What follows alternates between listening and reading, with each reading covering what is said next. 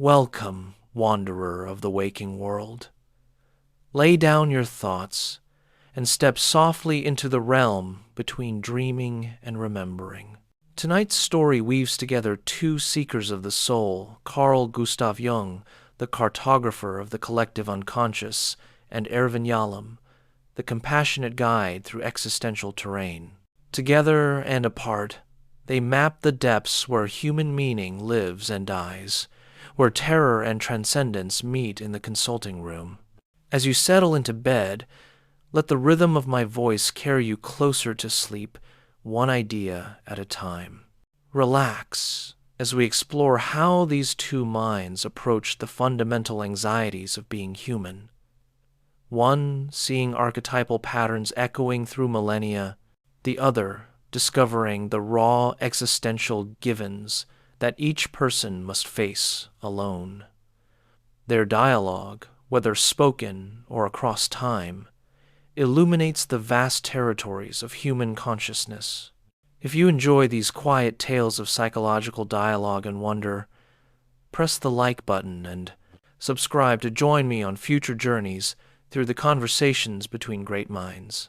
Tell me in the comments which psychological relationship intrigues you most, the mentor and student, the collaborators, the friendly rivals, and together we'll explore them in nights to come. Now, let the world fade. Drift with me through the intertwining paths of Jung and Yalom as we wander between their visions and listen to the echoes where their insights meet and part. In the soft hours before dawn, when the mind hovers between waking consciousness and dream, there exists a threshold where questions become more real than answers. It is here, in this liminal space, that two voices call across the decades, one from the shores of Lake Zurich in the early 20th century, the other from the psychotherapy offices of Stanford in the late 20th century. Carl Jung stands in his tower at Bollingen, stone by stone building a sanctuary for soul work, his hands stained with the mortar of active imagination and the dust of alchemical texts. Irvin Yalom sits in a comfortable chair, leaning forward with genuine curiosity, asking the questions that make patients weep with recognition. What do you truly want from life? What prevents you from living authentically? How do you face the terror of your own mortality? These two men never met. Jung died in 1961, when Yalom was just beginning his psychiatric training, still learning the technical language of diagnosis and treatment, not yet having discovered his own voice as a therapist and writer. Yet their work circles around the same eternal human predicaments, approaching from such different angles that their combined vision reveals dimensions neither could have seen alone. Jung descended into the depths of the psyche and found there a gallery of timeless images, the mother, the shadow, the wise old man figures that seem to live and breathe with autonomous power, connecting each individual to humanity's vast ancestral experience. Yalom walked into the consulting room and found there the irreducible facts of human existence, that we must die, that we are ultimately alone, that meaning must be created rather than discovered, that freedom carries the weight of responsibility.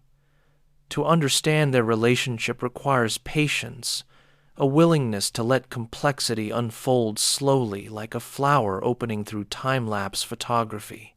We must travel back to the formative years of each man, understanding the particular texture of the worlds that shape them, before we can truly appreciate how their paths both converge and diverge. Let us begin, then, with Jung in his later years, when his system was mature, when he had lived through his confrontation with the unconscious and emerged with a map of the psyche's vast territories. By the 1930s and 40s, Jung was no longer the young psychiatrist who had walked away from Freud's psychoanalytic movement. He had become something else, entirely a depth psychologist who spoke of mandalas and synchronicity, of the self as the central archetype of wholeness, of individuation as the lifelong journey toward becoming who you truly are. His consulting room in Küsnacht had become a destination for seekers from around the world, people who came not merely with symptoms to be relieved, but with souls seeking orientation in a disenchanted modern world. Jung would listen to their dreams with an attention that bordered on reverence, hearing in the images not merely the disguised wishes of personal history, but communications from a deeper source, the collective unconscious, that vast psychic substrate shared by all humanity, populated by archetypal figures that had appeared in myths and religions since the dawn of human consciousness. Jung's approach was fundamentally symbolic. When a patient dreamed of a journey across water, Jung might hear echoes of the night sea journey, the descent into the underworld, the crossing of the threshold that appears in hero myths from cultures separated by oceans and millennia. When a woman dreamed of a dark figure pursuing her, Jung would explore whether this was the shadow, the repressed aspects of personality that must be integrated rather than projected outward. His therapy was an initiation into the life of symbols, teaching patients to engage in active imagination, to dialogue with the figures that appeared in dreams and fantasies, to understand their suffering as part of a larger pattern that connected them to humanity's eternal story. This symbolic orientation emerged from Jung's own experience of near disintegration following his break with Freud in 1913.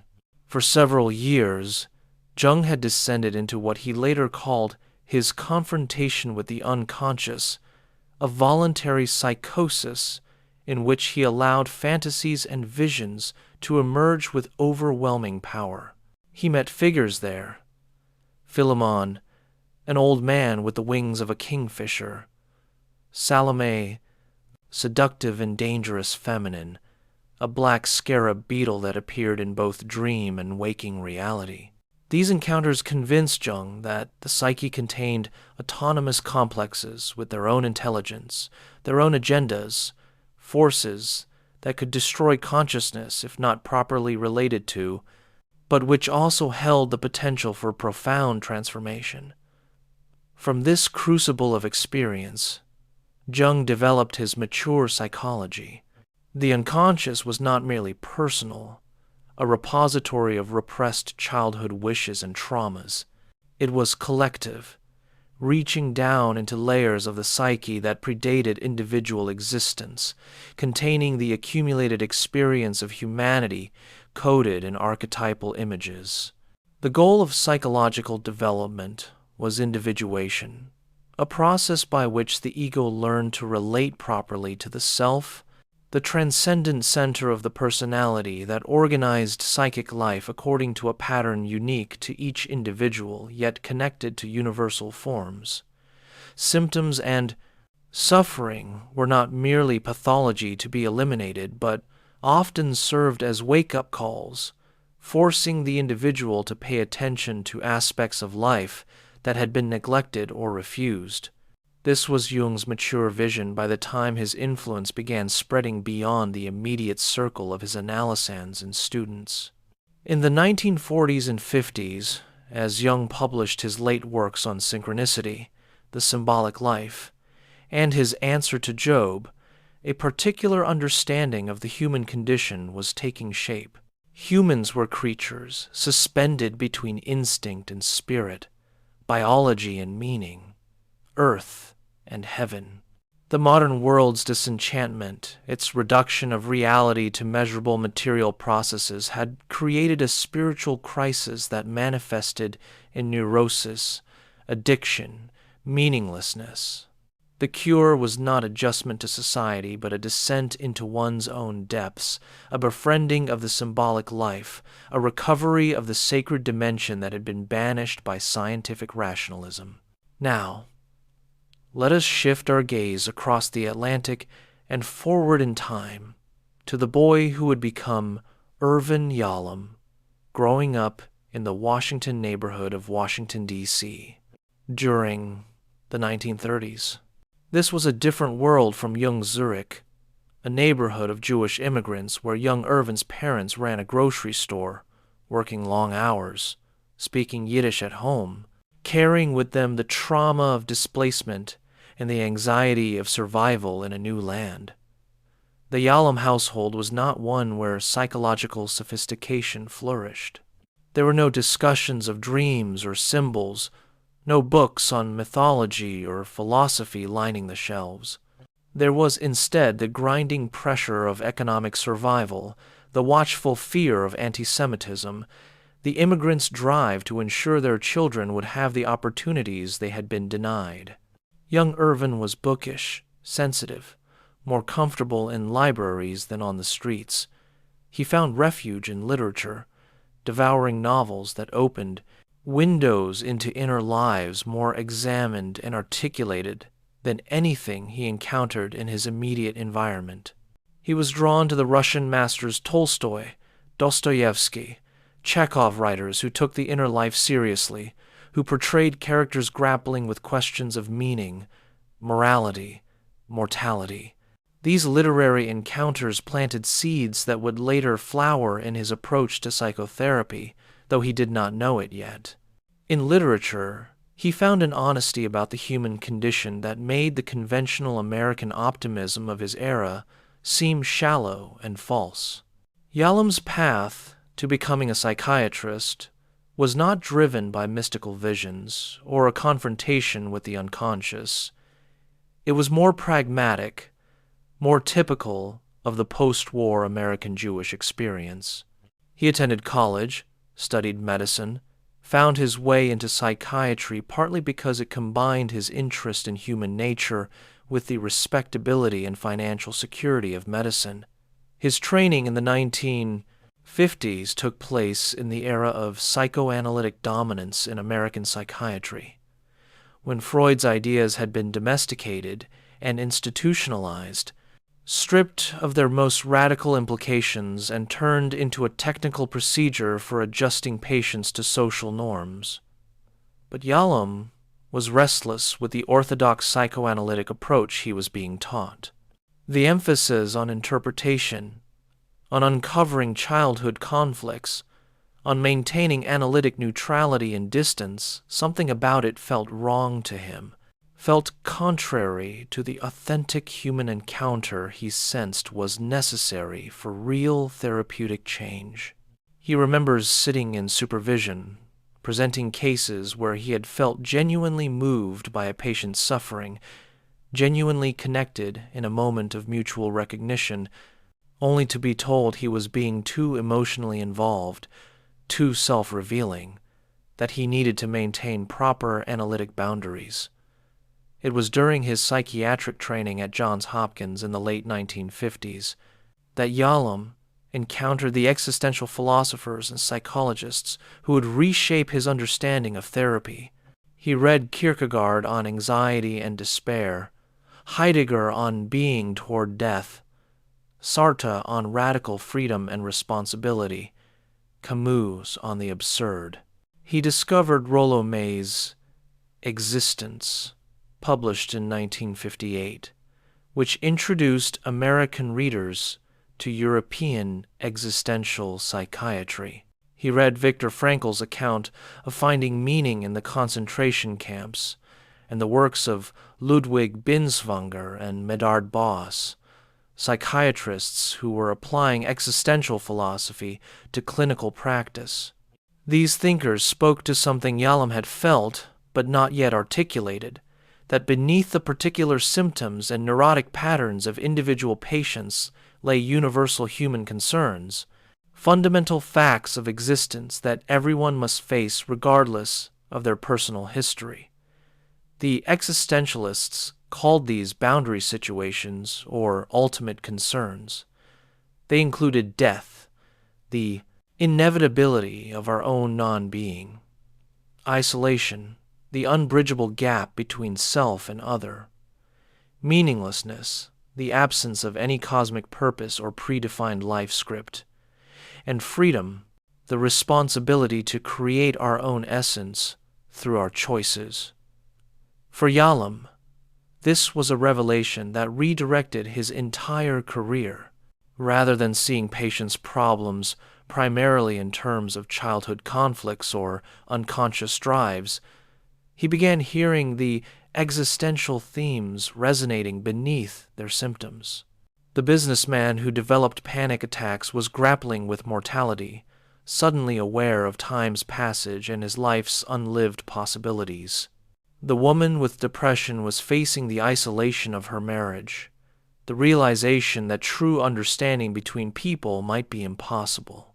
The successful professional who felt empty was confronting meaninglessness, having achieved the external markers of success only to find they provided no inherent satisfaction. By the 1970s, when Yalom published Existential Psychotherapy, his magnum opus, he had developed a comprehensive framework for understanding and treating psychological suffering through an existential lens. The book was massive, dense with clinical examples and philosophical reflection, yet it was grounded not in abstract theory but in the concrete reality of the therapeutic encounter. Yalom argued that effective therapy addressed the ultimate concerns directly, rather than seeing symptoms as mere manifestations of deeper conflicts to be excavated. The therapist's role was not to interpret from a position of superior knowledge, but to be a fellow traveler, someone who had also faced these existential givens and could accompany the patient in their confrontation with them. This approach was fundamentally different from Jung's, in ways both subtle and profound.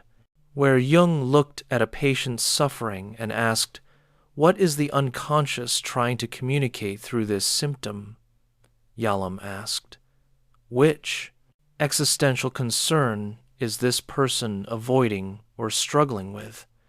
Where Jung saw dreams as messages from archetypal forces, Yalom saw them as the psyche's way of working through existential dilemmas in symbolic form. Symbolic, yes, but not necessarily connected to a collective unconscious or to universal patterns. For Yalom, the unconscious was important, but it was personal, containing repressed awareness of death, freedom, isolation, and meaninglessness rather than archetypal figures from humanity's collective past. Consider how differently these two men approach the fundamental question of what it means to be human. For Jung, human beings are expressions of patterns older than individual consciousness, connected through the collective unconscious to the vast repository of images and experiences accumulated through evolutionary and cultural history. We are not merely individuals, but nodes in a larger web of meaning, carriers of archetypal potential waiting to be actualized through the individuation process. The self, that central archetype of wholeness, is both individual and transpersonal, connecting us to something larger than our ego consciousness. Dreams are not merely personal, but often contain collective material, images, and themes that appear across cultures and epochs because they arise from the collective unconscious. For Yalom, human beings are fundamentally isolated consciousnesses, each imprisoned in our separate subjectivity, facing the ultimate concerns alone, no matter how many people surround us. We are not primarily connected to transpersonal patterns, but are thrown into existence without predetermined essence or purpose. The meaning we find in life is not discovered by connecting to archetypal truths, but created through our choices, our relationships, our engagement with the raw facts of existence. There is no self, with a capital S, orchestrating our development according to a transcendent pattern. There is only the self we construct through living authentically or inauthentically, through facing or fleeing the ultimate concerns. Yet both men shared a conviction that conventional psychiatry was missing something crucial by focusing narrowly on symptoms and diagnoses. Both believed that psychological suffering often had a deeper purpose, that it could be a call to transformation rather than merely a malfunction to be corrected. Both emphasize the importance of the therapeutic relationship itself rather than techniques or interpretations. And both, in their different ways, insisted that true psychological healing required confronting difficult truths about existence rather than taking refuge in comfortable illusions. The historical and cultural contexts that shape these two men illuminate why they developed such different approaches to similar concerns. Jung came of age in late 19th century Europe, a world still saturated with religious imagery even as scientific materialism was eroding traditional belief. He grew up in a pastor's household, surrounded by theological discussions and the rituals of Christianity, yet he experienced this religious world as somehow dead, its symbols no longer carrying the numinous power they once held. His father's faith seemed hollow to young Carl, a matter of empty forms and unquestioned dogma rather than living experience.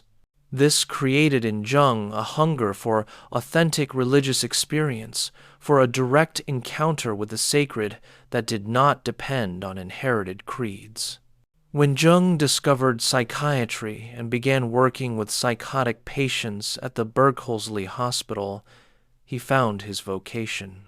The delusions and hallucinations of his patients were not merely symptoms of brain dysfunction, but manifestations of a psychic world every bit as real as the material world, populated by autonomous figures and driven by forces beyond ego control. In the ravings of the insane, Jung heard echoes of ancient myths and Gnostic visions, as if the collapse of ego consciousness allowed deeper layers of the psyche to express themselves directly. This convinced him that there was a realm of the psyche that transcended individual biography, a collective dimension where universal patterns lived. Jung's cultural context also included the catastrophe of the First World War and the rise of totalitarian movements in the 1920s and 30s. He witnessed European civilization, which had thought itself the pinnacle of human achievement, descend into mechanized slaughter and mass psychosis.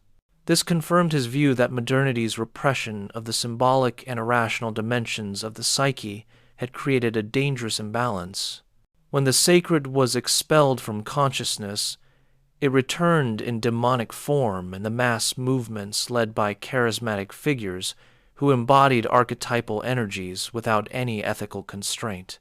The Nazis, Jung controversially argued, were possessed by the Wotan archetype, the old Germanic god of storm and frenzy, returning to claim his people after centuries of Christian suppression. Yalom's cultural context was the post-war American world of the 1950s and 60s, a period of material prosperity overlaying profound existential anxiety. The shadow of the atomic bomb hung over everything, the knowledge that human civilization could end in a matter of hours. The Holocaust had revealed the depths of human evil in ways that shattered Enlightenment optimism about progress and rationality. These were the ultimate confrontations with human finitude and the arbitrariness of existence, millions murdered for no reason, entire cities vaporized in an instant, the universe revealed as indifferent to human values. At the same time, American culture in this period emphasized conformity, optimism, adjustment. The post-war suburban ideal was of the happy nuclear family, the secure corporate job, the faith that science and technology would solve all problems, psychotherapy as it was practiced. In mainstream American psychiatry, often served this ideology of adjustment, helping people fit comfortably into prescribed social roles. Against this backdrop, the existential approach that Yalom embraced was subversive. It insisted that anxiety and despair were not necessarily pathological, but could be appropriate responses to the human condition.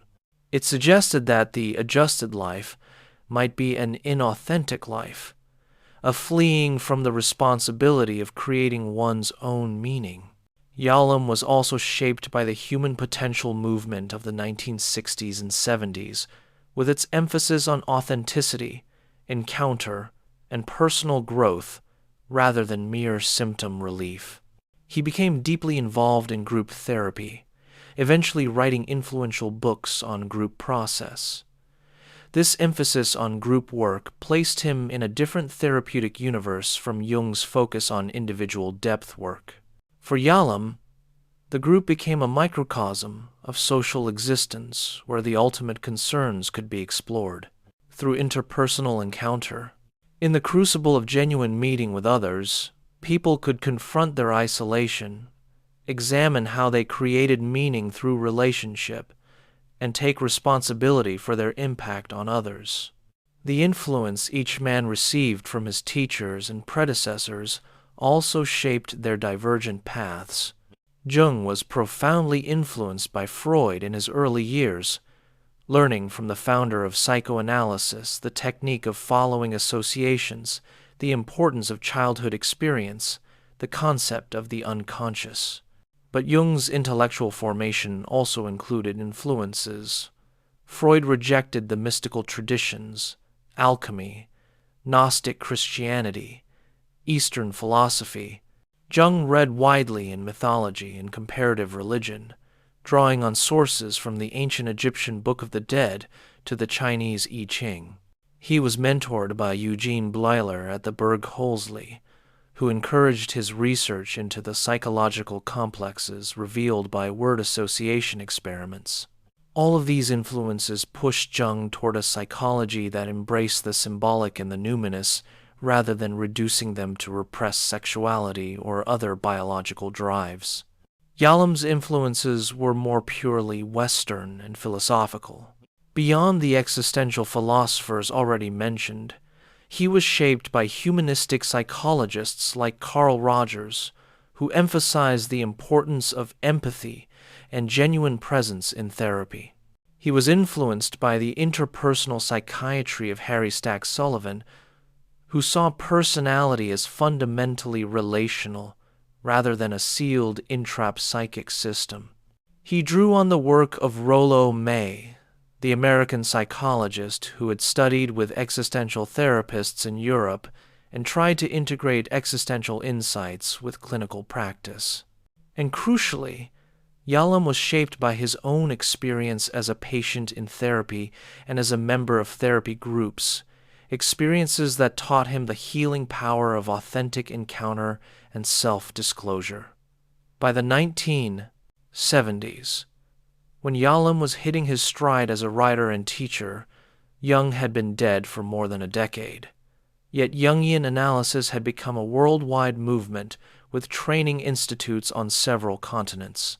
The two approaches existed in the same psychological landscape but occupied different territories.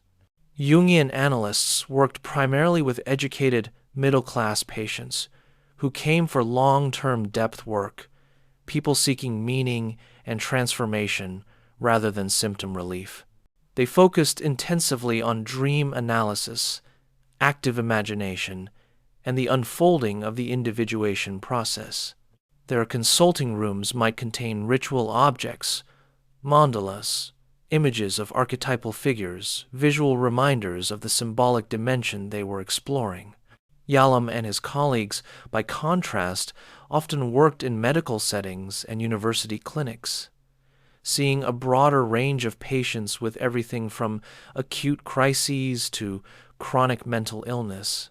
They developed shorter-term therapeutic approaches focused on current life problems and interpersonal patterns. The existential therapist's office was more likely to be spare and modern, emphasizing the naked encounter between two people rather than surrounding the work with symbolic resonance. The therapy was conversational, directive at times, with a therapist willing to share personal reactions and experiences when therapeutically appropriate. Yet despite these differences in setting and style, both approaches addressed what we might call the crisis of meaning in modern life. Jung saw this crisis as fundamentally spiritual, the loss of connection to the sacred dimension of existence, the symbols and rituals that once connected individuals to the transpersonal realm. His prescription was a recovery of the symbolic life, whether through engaging with one's dreams, studying mythology and alchemy, or undergoing the rigorous process of Jungian analysis.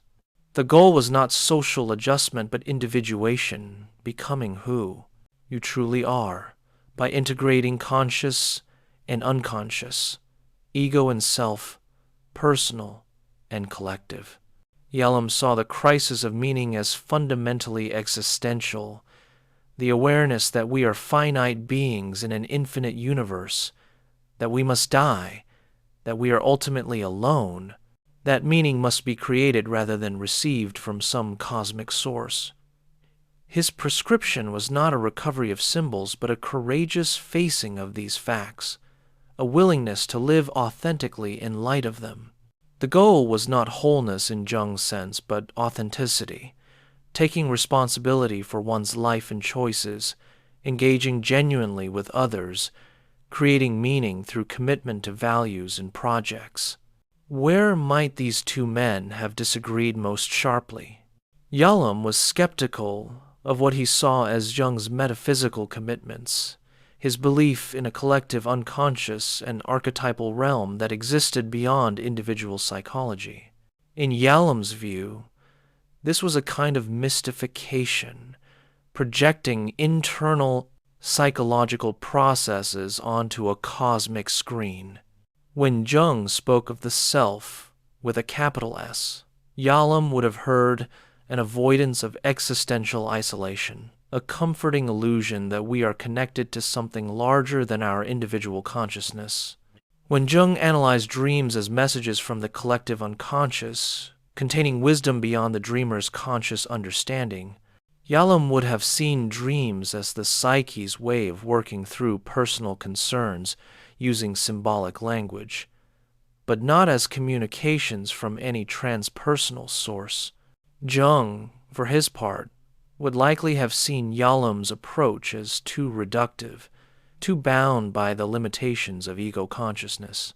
The existential emphasis on isolation and mortality, from a Jungian perspective, remained within the sphere of personal psychology, dealing with the ego's anxieties, rather than opening to the deeper layers of the psyche where archetypal energies live. By stripping away the symbolic and mythological dimensions, the existential approach risked leaving patients stranded in a disenchanted universe with only their rational will to rely on.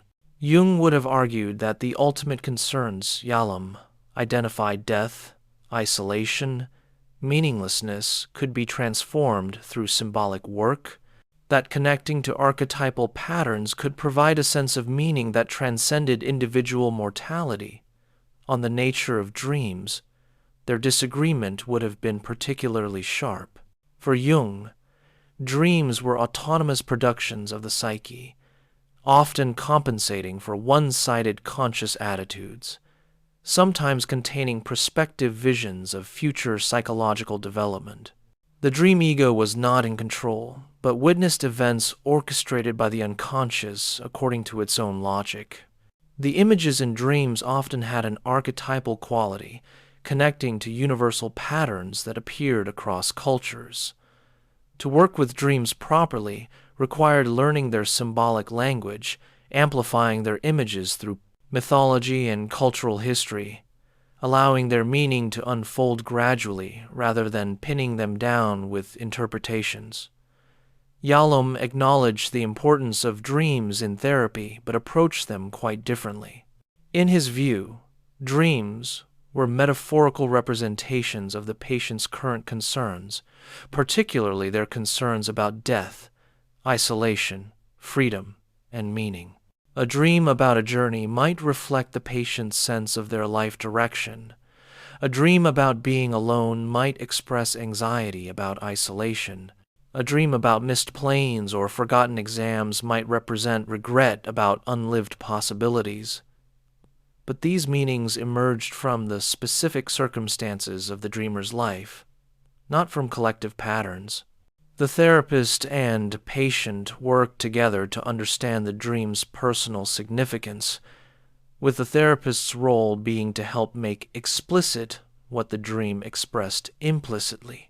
In one of his books, Yalom describes working with a patient who dreamed repeatedly of tidal waves approaching, threatening to overwhelm her. A Jungian analyst might have explored the archetypal symbolism of water as the unconscious, the tidal wave as an uprush of unconscious content that threatened to flood consciousness, perhaps connecting this to myths of deluge and renewal from various cultures. The therapeutic work might have involved helping the patient develop a stronger ego-self relationship so she could withstand and integrate these powerful unconscious forces. Yalom, however, explored what in the patient's current life felt overwhelming and threatening. It emerged that she had recently learned of a serious illness and was terrified of death, feeling helpless before forces beyond her control. The tidal wave represented death and her terror of annihilation. The therapeutic work involved helping her face this terror directly, talking about death in concrete rather than metaphorical terms, exploring what specifically frightened her, and helping her find ways to live more fully in the time she had rather than being paralyzed by anticipatory dread. Both approaches likely helped their respective patients, but notice the profound difference in how they situated the psyche in the cosmos. For Jung, the patient's dream connected her to something vast and impersonal, the archetypal power of water, as unconscious, as chaos, as the prima materia from which consciousness emerges and to which it returns. Her work was to develop the right relationship to these forces, neither inflating herself to believe she could control them, nor collapsing in helpless terror. The ego's task was to recognize its place in a larger psychic economy where conscious and unconscious, personal and transpersonal, all played necessary roles. For Yalom, the patient's dream expressed her personal confrontation with mortality, perhaps the most fundamental of the ultimate concerns. It used metaphorical language, the tidal wave, instead of death itself, because the direct confrontation was too terrifying. Her work was to face the existential fact squarely, to move from symbolic terror to concrete reckoning. The question was not about developing a relationship with archetypal forces, but about taking responsibility for how she lived in the face of finitude. This difference extended to their understanding of what therapy aimed to achieve. Jung's concept of individuation implied a telos, a goal toward which the psyche was moving. The self, that central archetype of wholeness, was already present in potential form, and the individuation process was its gradual realization. This process followed discernible patterns, the confrontation with the shadow, the encounter with the contrasexual figures of anima and animus, the emergence of self-imagery in the form of mandalas or other wholeness symbols. While each person's individuation was unique in its specific details, it participated in a universal pattern. The analyst, having undergone this process themselves through their own analysis, could recognize its stages and help the patient navigate them. Yalom's vision of therapeutic change was more open-ended and less patterned. There was no predetermined endpoint, no self waiting to be realized. The goal was authenticity, living in accordance with one's deepest values and commitments, taking responsibility for one's choices, engaging genuinely with others, and creating meaning in the face of meaninglessness. What this looked like was entirely individual. For one person, it might mean leaving an unfulfilling career, for another, recommitting to a difficult marriage, for a third, accepting mortality and living more fully in the present. The therapist was not guiding the patient through predictable stages, but accompanying them in their particular struggle with the ultimate concerns as these manifested in their unique life circumstances. Their different visions of the therapist's role reflected these divergent views. Jung maintained a certain hieratic quality in the analytic relationship. He was the one who had descended into the unconscious and returned with maps of its territories. He had knowledge of symbols and myths that most patients did not possess. He could recognize archetypal patterns that patients, caught in their personal dramas, might miss. While he believed the therapist must also be affected by the encounter with the patient's psyche, therapy was a mutual transformation, not a one-way technical procedure. There was still an asymmetry based on the analyst's superior knowledge of the unconscious and its symbolic language. Yalom emphasized a more egalitarian stance.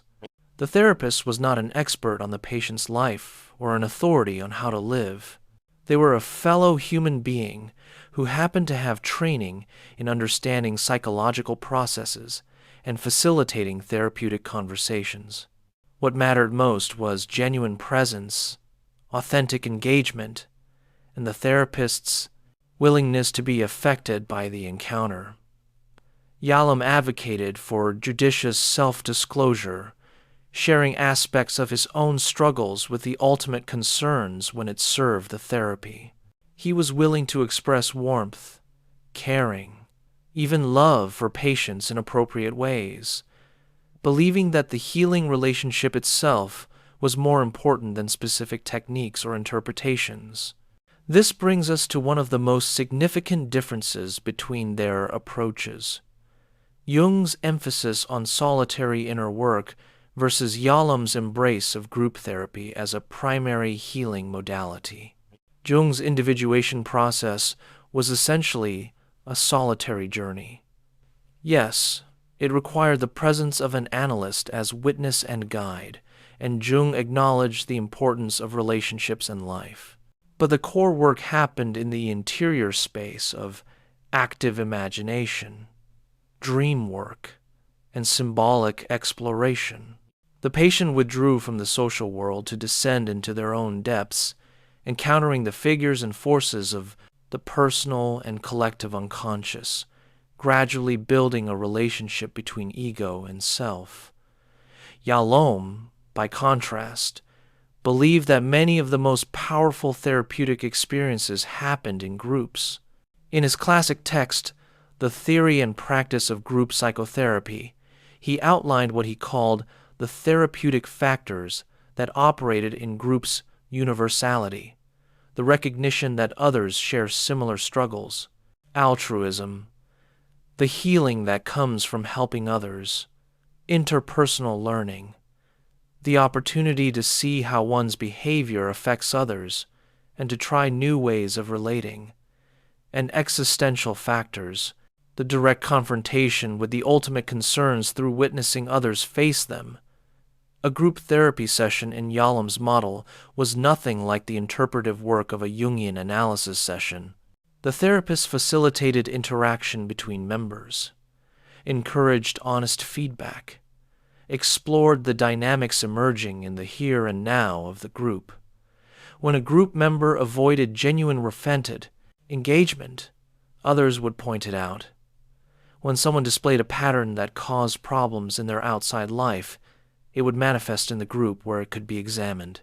The group became a social laboratory where people could experiment with authenticity, where the ultimate concern of isolation could be directly addressed through the experience of genuine encounter. Imagine Jung observing a Yalom therapy group. He might have been interested in the archetypal dynamics playing out, the member who carried the hero energy, the one who functioned as the group's shadow, the therapeutic process as a modern version of communal ritual. But he likely would have worried that the focus on interpersonal dynamics kept the work on the surface, in the realm of persona and social adaptation, never descending to the deeper symbolic layers where real transformation occurred. The emphasis on here and now interaction might seem to him a flight from inner work, an extroverted approach that avoided the solitary confrontation with unconscious forces. Imagine Yalom observing a Jungian analysis session with its attention to dream images, its amplification through mythology, its emphasis on symbolic meaning. He might have seen a beautiful intellectual exercise that nonetheless avoided concrete engagement with how the patient actually lived. All this talk of archetypes and symbols, did it help the patient face their mortality more honestly? Did it address their isolation, their freedom, their responsibility for creating meaning? Or did it provide a comforting narrative that aestheticized suffering without truly transforming it? Both men placed great importance on authenticity, yet they meant something different by the term. For Jung, authenticity meant being true to one's self, living in accordance with the unique pattern of wholeness that was trying to realize itself through individuation. It meant integrating the shadow rather than projecting it onto others, relating consciously to the anima or animus, rather than being possessed by these contrasexual aspects, allowing the self to guide ego development rather than the ego inflating itself into thinking it was master of the psyche.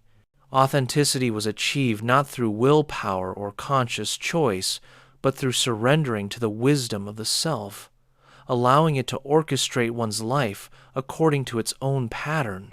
For Yalom, authenticity in the existential sense meant something more radical and more burdensome. It meant recognizing that you are the author of your life, that there is no predetermined essence or cosmic pattern you must fulfill. You create your essence through your choices and commitments. Authenticity meant facing the ultimate concerns, squarely acknowledging that you will die, that you are ultimately alone, that meaning must be created by you rather than discovered in some cosmic script. It meant taking full responsibility for your choices and their consequences, not hiding behind deterministic explanations or blaming others for your situation. These different conceptions of authenticity led to different therapeutic stances toward suffering. When a patient came to Jung feeling trapped in a meaningless life, Jung might explore what unlived aspects of the self were demanding expression. Perhaps the patient's ego ideal conflicted with their true nature. The person who thought they should be a successful businessman was actually an artist at heart, or vice versa. Perhaps they were living according to collective expectations rather than their individual pattern. The therapy would involve discovering through dreams and active imagination what the self was calling them toward, what symbolic and mythological patterns resonated with their deeper nature. When a patient came to Yalom with similar complaints, he would approach it differently. He might explore what death anxiety underlied their sense of urgency, the feeling of wasting life often intensified. As people aged and confronted their mortality, he would examine what choices the patient had made and was making that created their sense of being trapped. He would challenge the patient to take responsibility. You have chosen this life. What keeps you choosing it? What would it mean to choose differently? The therapy would involve clarifying what the patient truly valued, what gave them a sense of meaning, and helping them align their life with those values through concrete choices and actions. In the realm of psychology's relationship to spirituality and religion, Jung and Yalom stood on opposite shores. Jung insisted throughout his career that he approached the psyche empirically as a scientist, yet he refused to reduce religious and spiritual experiences to nothing but sublimated drives or wish fulfillment. The numinous experiences reported by mystics and visionaries across cultures were real psychological events, encounters with archetypal forces from the collective, unconscious. The God image was the most profound archetype, representing the self in its transcendent aspect. Jung walked a careful line, claiming he did not know whether God existed as a metaphysical reality, but insisting that the psyche behaved as if God existed, producing numinous experiences and God images spontaneously. This position allowed Jung to be simultaneously scientific and mystical. He could study religious experiences and spiritual transformations as psychological phenomena without dismissing their reality or power. His late work on synchronicity, meaningful coincidences that could not be explained by causality, pushed even further, suggesting that psyche and matter might not be separate domains, but aspects of a unified reality that transcended the Western categories of subject and object, inner and outer. Yalom maintained a more consistently naturalistic stance. While he respected patients' religious beliefs and acknowledged that faith could provide existential comfort, he did not see religion as containing transpersonal truths. Religious beliefs were psychological constructs, ways humans dealt with the terror of mortality and meaninglessness. Belief in an afterlife or cosmic purpose could ease existential anxiety, but Yalom's therapeutic approach involved facing the ultimate concerns without such comforts. He encouraged patients to find meaning in this life, in the relationships and projects, rather than projecting meaning onto a transcendent realm. In existential psychotherapy, Yalom discussed at length how belief in an ultimate rescuer, whether God, fate, or some cosmic force that ensures everything happens for a reason, could interfere with taking full responsibility for one's life. Such beliefs, while comforting, could represent a flight from freedom, an unwillingness to face the burden of creating one's own meaning. True existential courage meant accepting that the universe is indifferent to human concerns, that death is the end of individual consciousness, and that we must nonetheless find ways to live meaningfully and authentically. Jung would have seen this position as a failure of imagination, a capitulation to the disenchanted worldview of scientific materialism. The existentialists, in Jung's view, remain trapped in ego consciousness, unable or unwilling to recognize the reality of the transpersonal psyche. By dismissing religious experience as mere psychological coping mechanism, they cut themselves off from the deepest layers of the psyche where healing and transformation actually occurred. The ultimate concerns that Yalom identified, death, isolation, meaninglessness, could be transformed rather than merely endured if one opened to the archetypal dimension. Consider how each man might have worked with a patient experiencing what in religious terms would be called a dark night of the soul, a profound sense of emptiness, the absence of meaning, the collapse of previous sources of purpose and identity. This is a crisis that both depth psychology and existential therapy recognize, though they frame it differently. Jung would likely have seen such a crisis as a potential prelude to transformation, a necessary destruction of old forms that made space for something new to emerge. The patient's old conscious attitude had become exhausted, and the unconscious was withdrawing libido from previous interests and identities, creating a void that felt like depression or meaninglessness. The task was to attend carefully to dreams and fantasies emerging during this period, for they often contained hints of what was trying to be born. The patient might be undergoing a symbolic death, a nigredo or blackening in alchemical terms, which was the first stage of transformation. The darkness had purpose, even if that purpose was not yet visible. Yalom would have approached it more concretely, He would explore what life circumstances or realizations had precipitated the crisis. Often such experiences followed a major loss, a milestone birthday that brought mortality sharply into focus, or the achievement of long-pursued goals that turned out to be hollow. The crisis was a confrontation with meaninglessness, the ultimate concern that life has no inherent purpose. Rather than seeing this as a stage in a transformative process, Yalom would see it as a moment of truth, when comforting illusions had fallen away and the patient faced reality more clearly. The therapeutic work involved helping the patient find ways to create meaning through engagement with others, through commitment to values and projects, through the choice to live fully despite the absence of cosmic purpose. Both approaches could be helpful, yet they operated in different registers. The Jungian approach provided a narrative frame that gave the suffering meaning within a larger pattern. The patient could understand their crisis as part of a journey, painful but purposeful, leading toward wholeness. This narrative could sustain them through the darkness.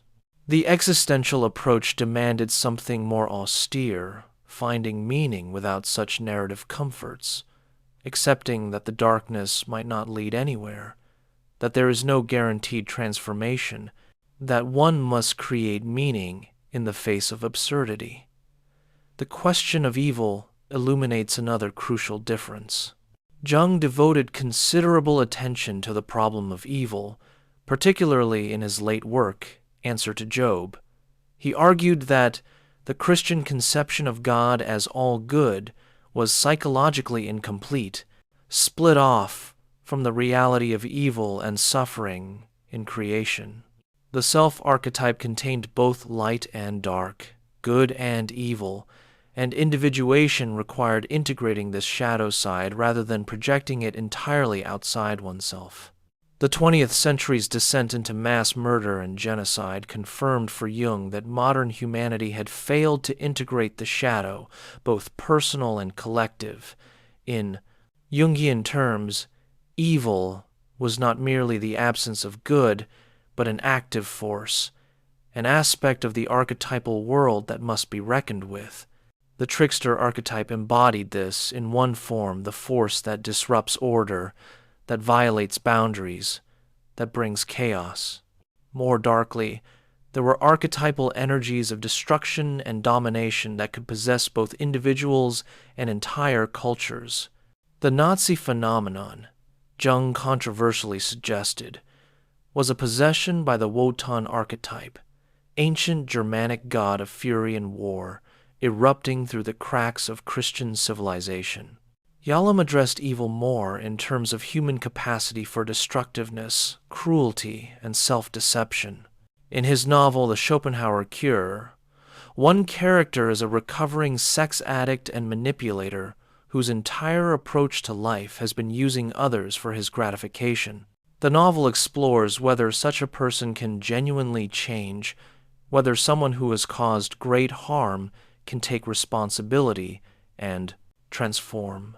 Yalom's interest was in the concrete psychological mechanisms of compartmentalization, rationalization, and empathy failure that allow people to harm others without experiencing appropriate guilt or remorse. The existential framework understood destructiveness partly as a flight from freedom and responsibility. Those who committed atrocities often did so while abdicating personal agency. They were just following orders, just doing their job, just going along with their group. Existential courage meant taking full responsibility for one's choices and their consequences, refusing to hide behind roles or abstract ideologies. Evil, in this view, was often banal. As Hannah Arendt had argued, the result of thoughtlessness and failure to recognize others' full humanity rather than demonic possession by archetypal forces. These different frameworks would lead to different therapeutic approaches with someone who had done terrible things. A Jungian might explore what archetypal energies the person had been possessed by, helping them recognize how they had identified with destructive aspects of the collective unconscious rather than integrating them consciously. The therapeutic work might involve rituals of atonement, symbolic actions that acknowledge the harm done and re-established connection to the self's ethical core. Yalom would more likely focus on helping the person face squarely what they had done, without evasion or rationalization. He would explore how they had dehumanized their victims, seeing them as objects rather than subjects. He would work on developing empathy and the capacity for guilt as an appropriate response to having violated others. The question would be whether the person could take full responsibility and live the rest of their life in light of that responsibility. Perhaps making amends were possible, but certainly not hiding from the truth of what they had been.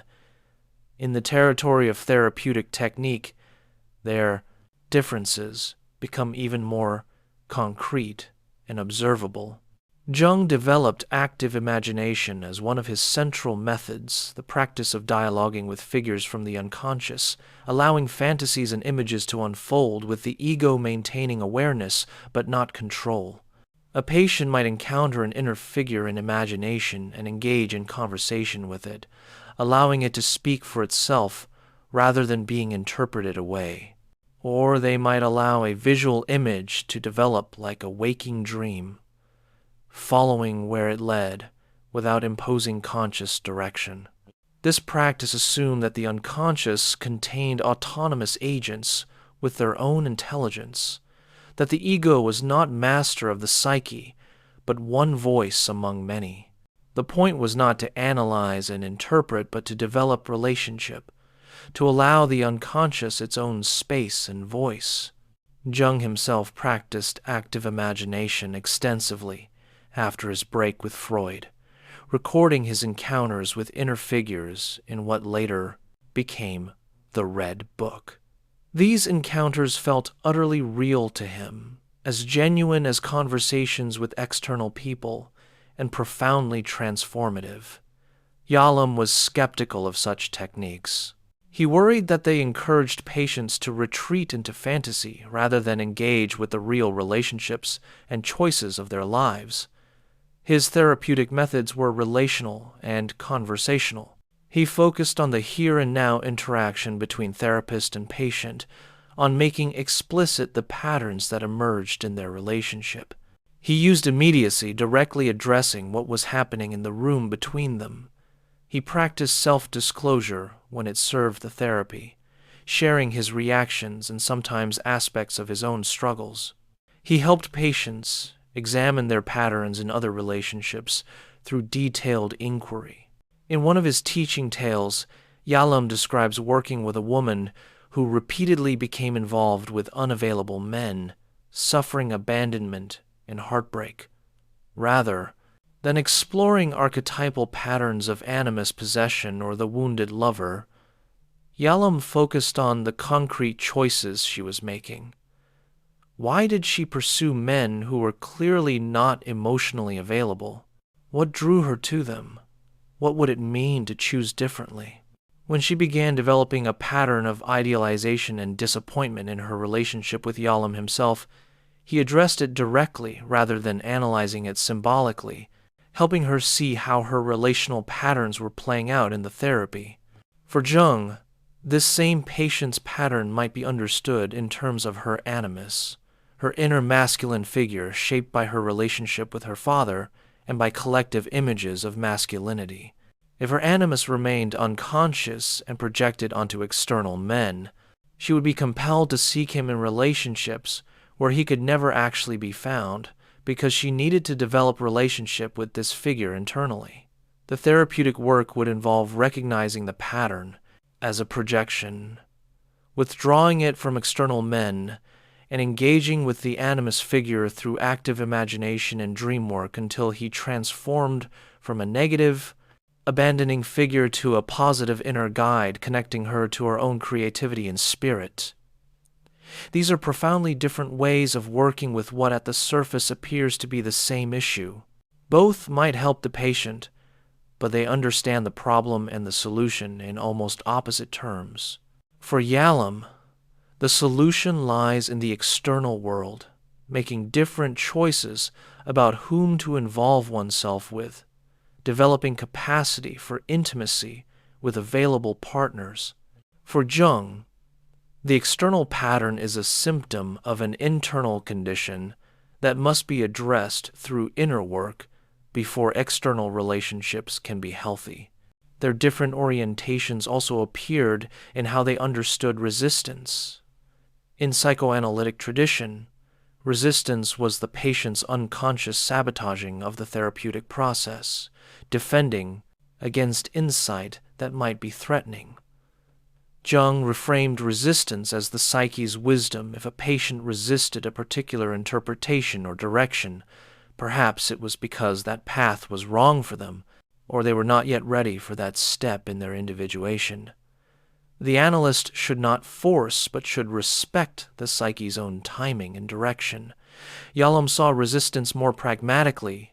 Sometimes what looked like resistance was actually the patient sensing that the therapist was on the wrong track, and Yalom encouraged therapists to acknowledge this possibility. But often resistance represented avoidance of existential anxiety.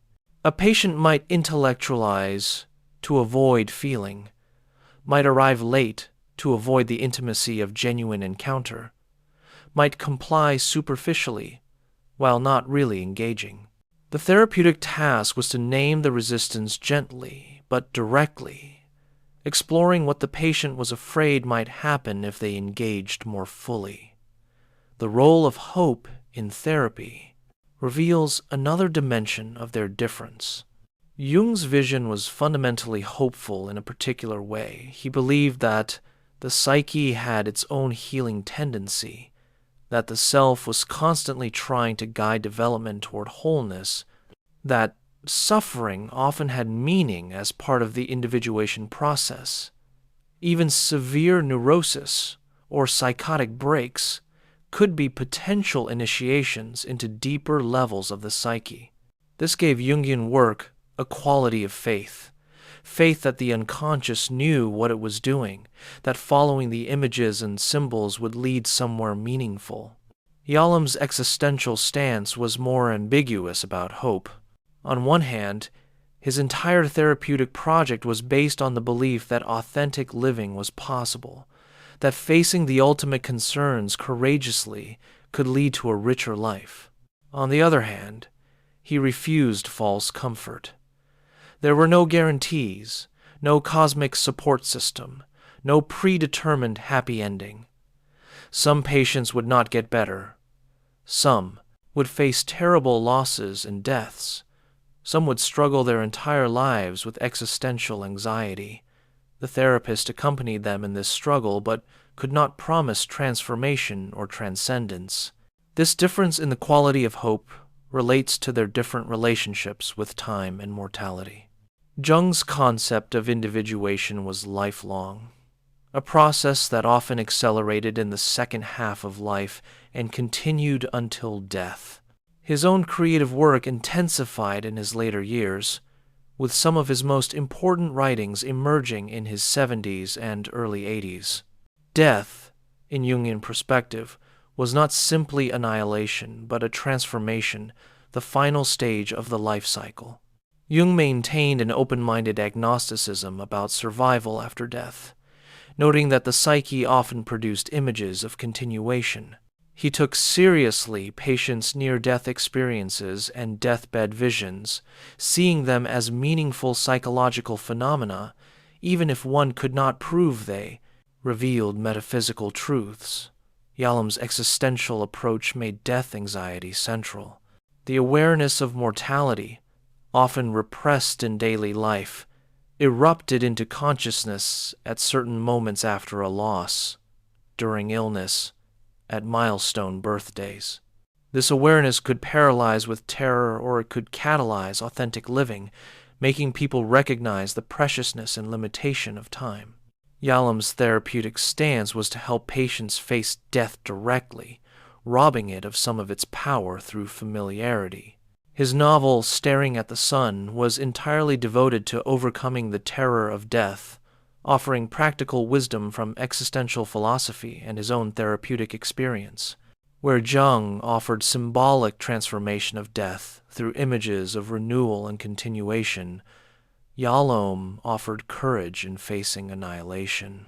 Jung would speak of the self transcending the ego, of death as a return to the collective unconscious, of ancient symbols like the scarab beetle that represented rebirth.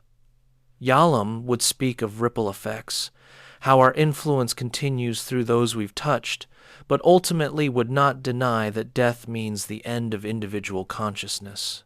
The question was how to live fully despite this, or even because of this. Let us pause here and imagine a conversation between these two men, a meeting that never happened in historical reality, but that we can construct from their writings and ideas. Perhaps they meet in a garden at twilight, that liminal time between day and night, when boundaries soften and unlikely conversations become possible. Jung speaks first, his accent thick, his manner courtly yet intense. Dr. Yalom, I have read your work on the existential concerns. You write movingly about death, anxiety, isolation, meaninglessness, but I wonder whether your approach does not trap patients in these anxieties rather than transforming them. When you strip away what you call metaphysical symbolism, do you not leave people naked before terrors that the symbolic life could help them metabolize? Yalom responds thoughtfully, leaning forward in his characteristic way. I appreciate your concern, Dr. Jung, but I worry that your symbolic approach, however beautiful, allows people to avoid confronting these realities directly. All your talk of the self and individuation and archetypal patterns, doesn't it become a kind of elaborate defense against the stark facts of existence? When I help a patient face their mortality directly, without the comfort of symbolic transformation, I see them often emerge with a sense of urgency and authenticity they never had before. Jung smiles slightly, recognizing a worthy interlocutor. But what you call facing reality is itself an interpretation, a philosophical stance. The existentialist universe absurd, meaningless, indifferent to human concerns, this is not empirical fact, but metaphysical assumption. My patient's dreams produce symbols of wholeness and continuation spontaneously. The psyche behaves as if there is meaning, as if individual life participates in something larger. Should I dismiss these phenomena as mere defensive consolations? Yalom nods, acknowledging the point. You're right that my existential framework is philosophical, not purely empirical. But Jung, when I listen to your case studies, I often hear you imposing your vast knowledge of mythology and alchemy onto patients' dreams in ways that may obscure as much as they reveal. A patient dreams of a circular image and you see a mandala, a self-symbol. But perhaps they dream of a circle because they feel trapped, going in circles, unable to move forward in life. Your archetypal amplification can become a way of aestheticizing pain rather than addressing its causes in the patient's actual life circumstances. Jung's expression becomes more serious. You speak of actual life circumstances as if the symbolic dimension is not actual, not real. This is the prejudice of modern consciousness. The archetype is as real as anything in external life, perhaps more so because it persists across cultures and millennia. When I help a patient recognize archetypal patterns in their experience, I am not imposing interpretation, but helping them see the deeper currents that were always flowing beneath surface events. This recognition connects them to something larger than their personal drama, and this connection heals. Yalom presses his point gently. But Jung, doesn't this approach risk encouraging passivity? If there is a self-guiding development, if symptoms have purpose in the individuation process, why should the patient take responsibility for change? Your framework can become a kind of fatalism. Whatever happens is part of my individuation, orchestrated by forces wiser than my conscious self. I want patients to recognize they are creating their lives through their choices, that they have freedom and therefore responsibility. Jung responds with some heat. Responsibility. You cannot be responsible for the unconscious. This is the hubris of ego consciousness that leads to inflation and neurosis. Yes, one must take responsibility for how one relates to the unconscious, for integrating what it reveals, for the choices one makes in light of its communications. But the deep patterns, the archetypal foundations of personality, these one discovers, not creates. To think otherwise is to remain trapped in Promethean ego inflation, cut off from one's roots in the collective psyche. The conversation continues as darkness deepens and stars emerge overhead. They discuss dream interpretation, with Jung arguing that Yalom's approach reduces dreams to mere reflections of conscious concerns, while Jung sees them as autonomous messages from the unconscious. They debate the nature of therapeutic relationship, with Yalom emphasizing authentic encounter, and Jung emphasizing the archetypal dimension of the transference. They explore the question of meaning, with Jung finding it in alignment with the self, and Yalom finding it in choices and commitments made despite absurdity. Neither convinces the other, yet both are enriched by the exchange. They recognize that they are addressing the same human suffering from different angles, using different languages, trusting different aspects of human experience.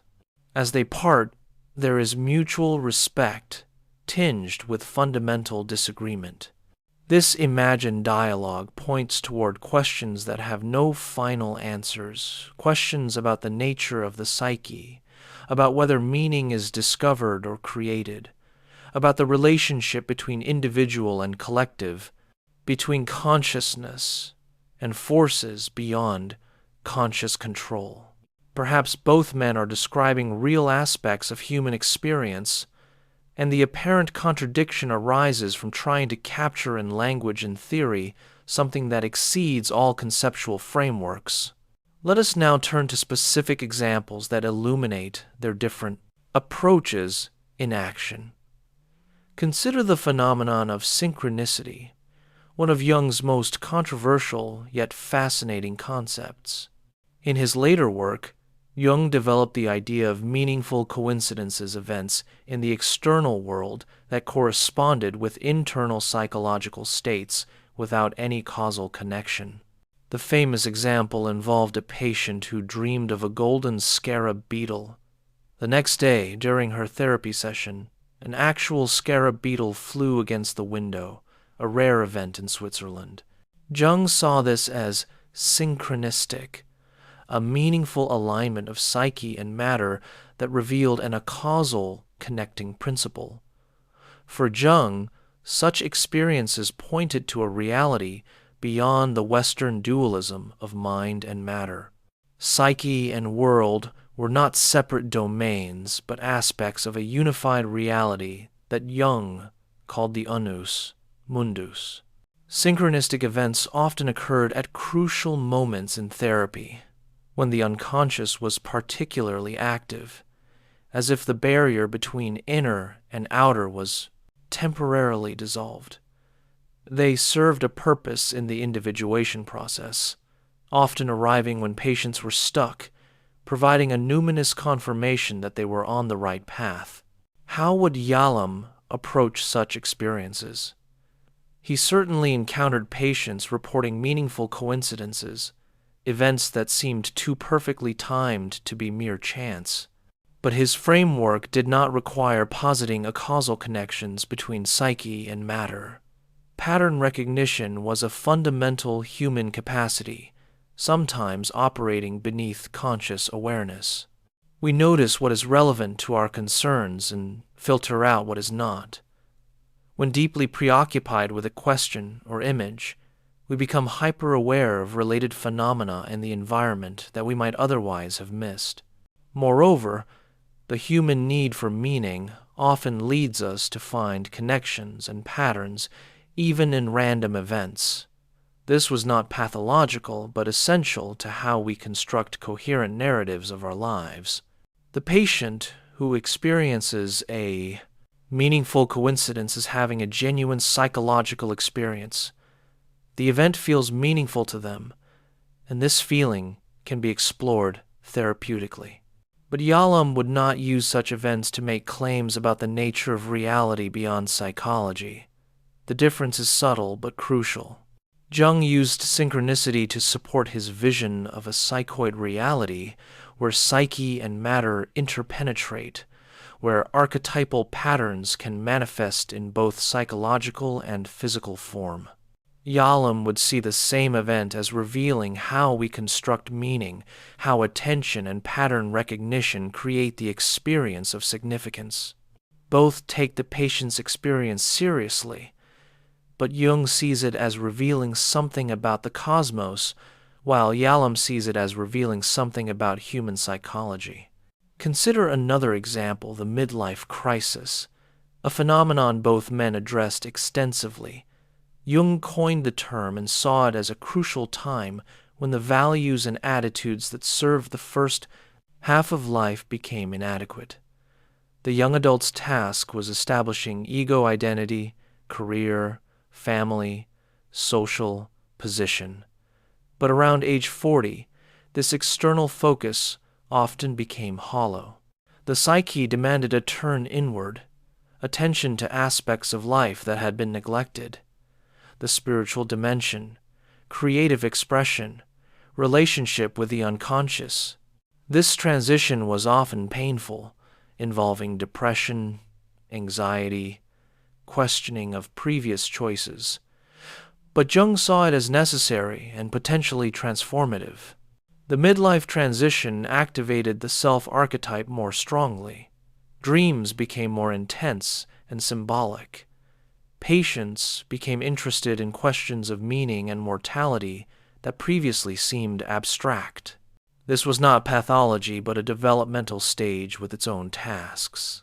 The danger was either clinging to first half of life values, leading to rigidity and dried-up existence, or being overwhelmed by the unconscious, leading to destructive acting out. The challenge was to develop a relationship with the self that allowed its wisdom to guide the second half of life. Yalom also saw midlife as a crucial time, but understood it in existential terms. Around 40, people became unavoidably aware of time's passage, of mortality's approach, of life's unlived possibilities. The awareness that more life lay behind than ahead forced a reckoning.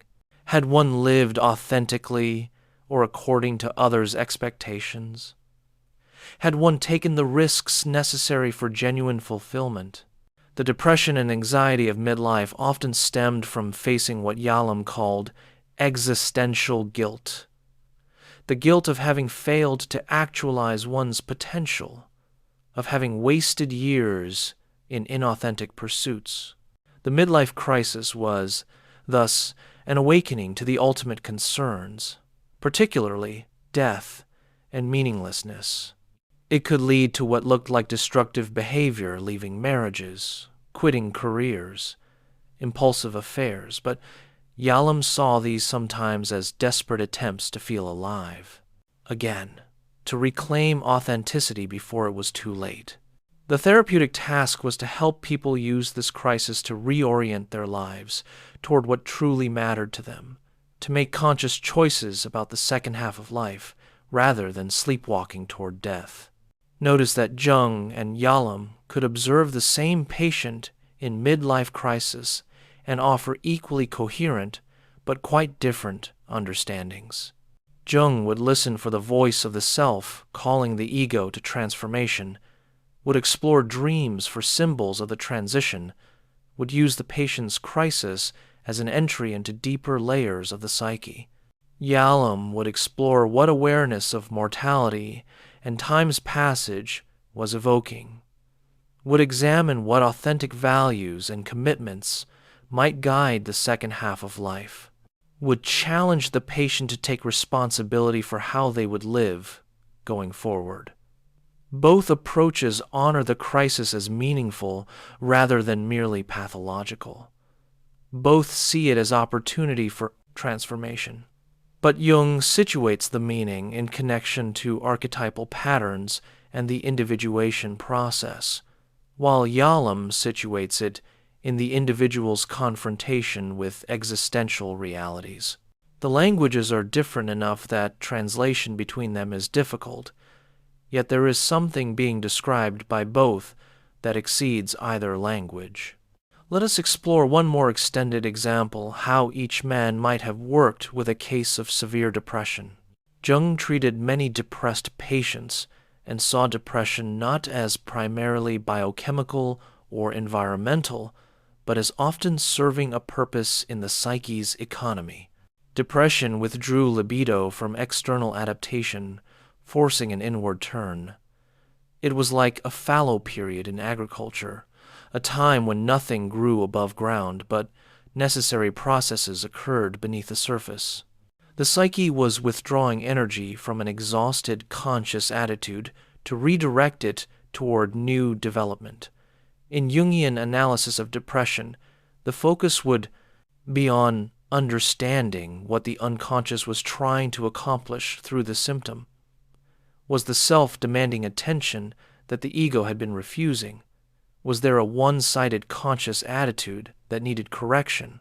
Often depressed patients' dreams were particularly important, showing what new attitude or orientation was trying to emerge. The therapeutic task was not to eliminate depression as quickly as possible, but to explore its meaning and allow it to do its transformative work while preventing the patient from being overwhelmed or engaging in self-harm. Jung distinguished between different types of depression based on their symbolic content. Some depressions had a quality of nigredo, the blackening or putrefaction stage in alchemy, which was necessary for psychological renewal. Others felt more like imprisonment in an archetypal situation possessed by the devouring mother archetype, for instance, which drained vitality and prevented growth. The treatment approach would differ based on understanding which archetypal pattern was active. Yalom's approach to depression would be quite different. He would first ensure the patient was evaluated medically and consider whether medication might help with severe symptoms. But his therapeutic work would focus on the existential dimensions of depression. Often depression followed loss of a relationship, a role, a dream of how life would be. This loss brought the patient face to face with meaninglessness, isolation, or death. The despair was not merely chemical, but a response to existential realities the patient had been avoiding. Yalom would explore what life circumstances preceded the depression, what losses or awareness triggered it. He would examine how the patient's life did or did not align with their authentic values. He would look at social isolation, whether the patient had genuine connections with others. He would explore death anxiety, whether fear of mortality was sapping the patient's ability to engage with life. And, crucially, he would examine the patient's sense of agency. Did they see themselves as victims of circumstances or as having choices, however limited? The therapeutic relationship itself would be central to Yalom's treatment of depression. Depressed patients often felt utterly alone in their pain, convinced no one could understand. Yalom's genuine presence, his willingness to sit with their despair without rushing to fix it, could itself be healing. He might share aspects of his own struggles with depressive periods, not to make himself the focus, but to combat the patient's sense of isolation. Where Jung saw depression as potentially productive, containing seeds of transformation if properly understood, Yalom saw it more as a condition to move through by addressing underlying existential concerns. Jung would be patient with depression's duration, trusting the psyche's own timing. Yalom would more actively challenge depressive thinking, helping patients recognize where they had choices they were not taking, where they could act to change circumstances rather than remaining passive victims. Again, both approaches have validity and might help different patients or the same patient in different ways. The Jung-trained patient might find relief in understanding their depression as serving a purpose, as a transitional phase with meaning rather than mere malfunction. This framework could prevent the secondary depression that comes from feeling one is simply broken and defective. The Yalom-trained patient might find relief in identifying concrete existential concerns they could address, taking action rather than waiting for transformation, recognizing their agency even in depression. The question arises whether these approaches can be integrated or whether their underlying assumptions are incompatible. Some contemporary therapists attempt to combine them, using Jungian methods of dream work and symbolic exploration, while also employing existential focus on concrete choices and ultimate concerns. Others argue that the two frameworks rest on fundamentally different ontological assumptions, Jung's assumption of a collective unconscious and archetypal realm versus Yalom's more naturalistic psychology, and that trying to combine them creates theoretical incoherence, even if pragmatically useful. Perhaps the resolution lies in recognizing that psychological reality is complex enough to require multiple perspectives, that different frameworks illuminate different dimensions of experience. Jung's approach seems particularly apt for patients drawn to the symbolic and mythological, for whom life questions naturally take on spiritual dimensions. Yalom's approach seems particularly apt for patients drawn to philosophical reflection, for whom intellectual clarity and taking responsibility feel crucial. Neither has a monopoly on truth about the psyche. As we drift deeper into contemplation of these two visions, questions multiply rather than resolve.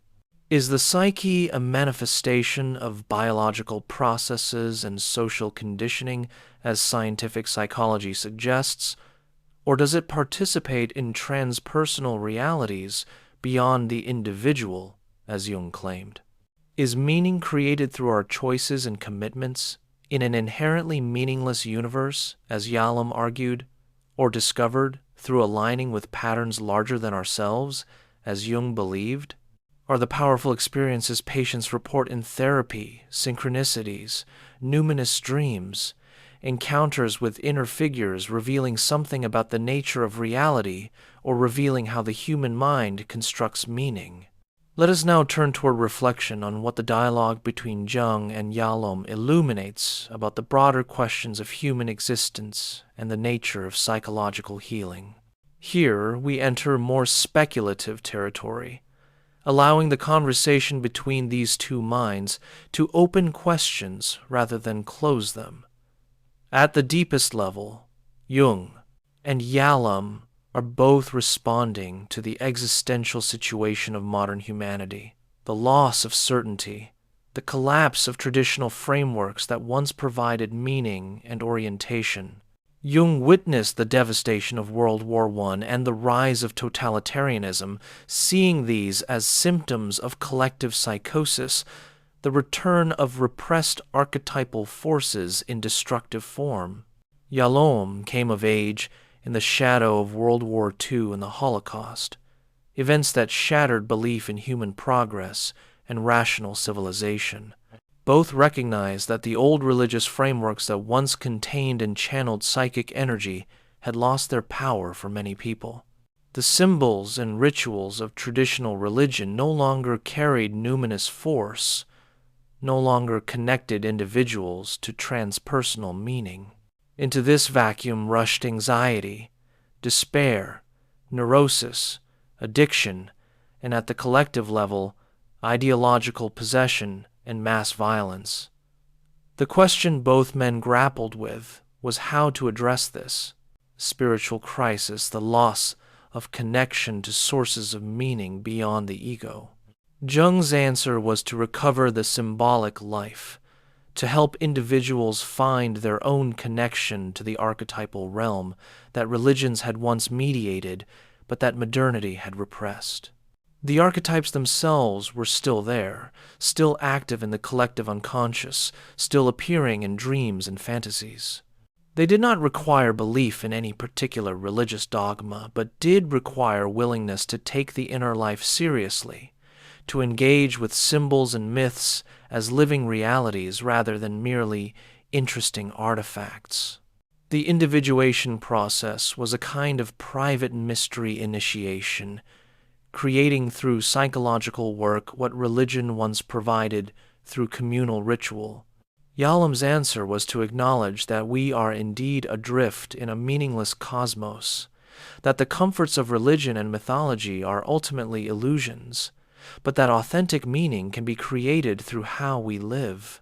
Rather than seeking connection to transpersonal patterns, we must find meaning in the finite, mortal, thoroughly human realm, in love, in creativity, in engagement with others, in the projects and commitments we choose.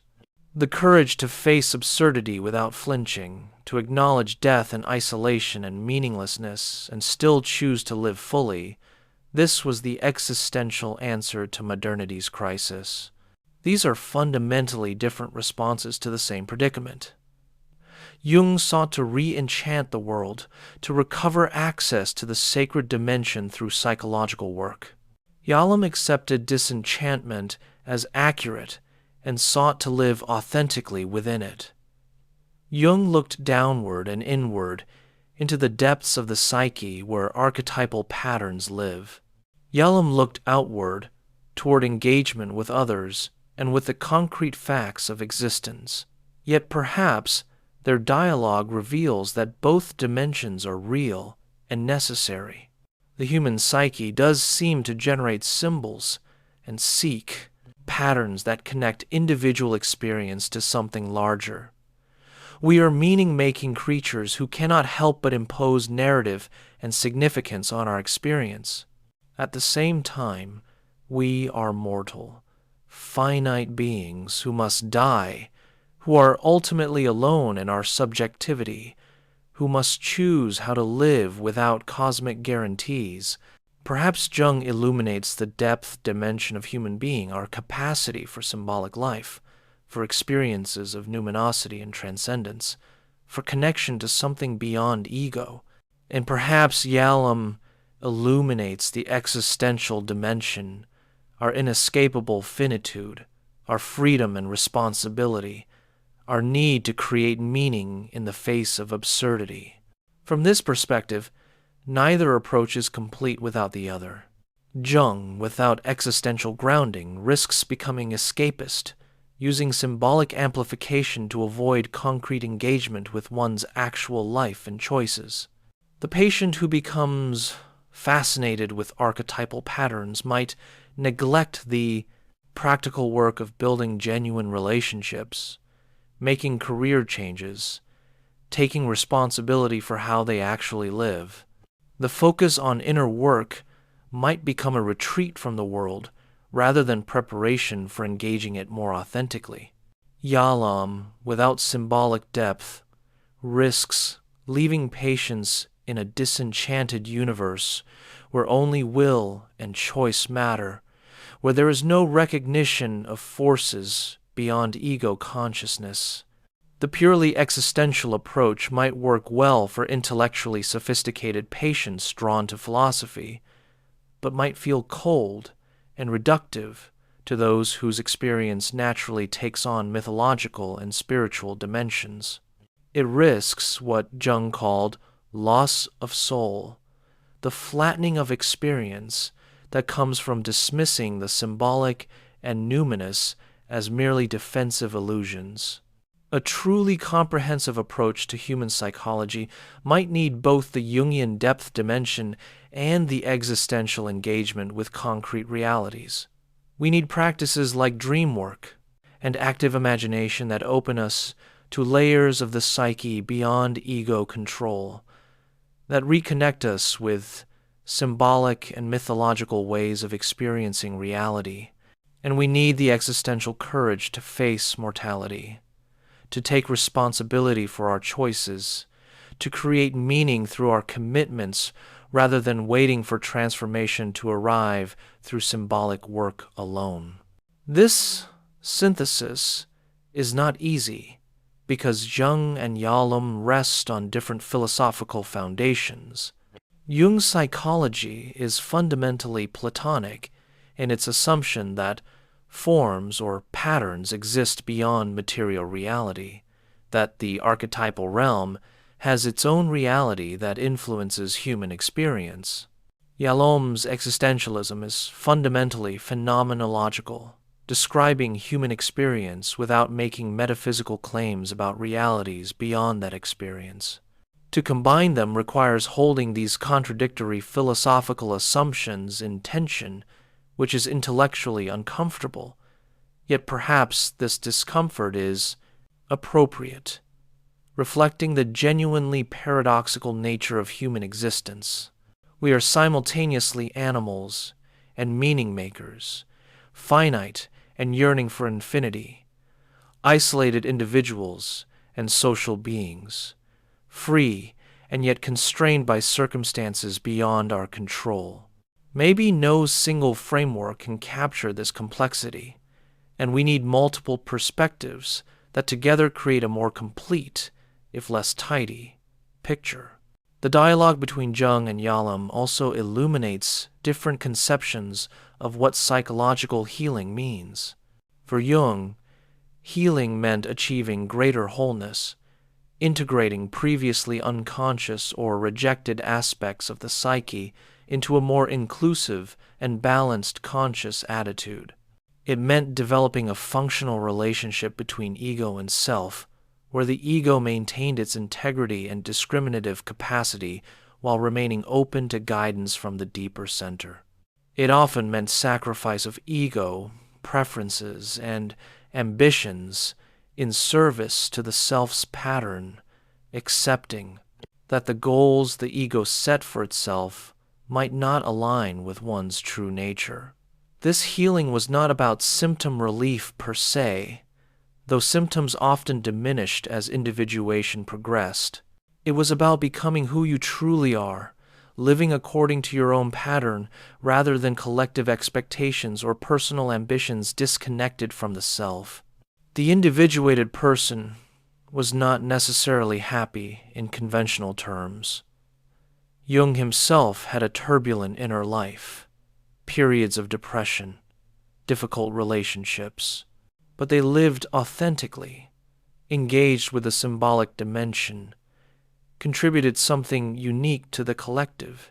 For Yalom, healing meant living more authentically, engaging more genuinely with others, facing the ultimate concerns with courage rather than avoidance. It meant recognizing one's freedom and taking responsibility for one's choices, creating meaning through commitments and relationships, accepting mortality while still living fully. The healed person in existential terms had faced their anxiety about death, isolation, meaninglessness, and freedom, and had developed ways of living that acknowledged these realities rather than fleeing them. This healing also was not primarily about happiness or symptom relief, though existential therapy often helped with symptoms by addressing their underlying concerns. It was about authenticity, engagement, taking life seriously. The existentially authentic person might experience considerable anguish. Facing mortality directly is not comfortable. Accepting full responsibility for one's life is burdensome.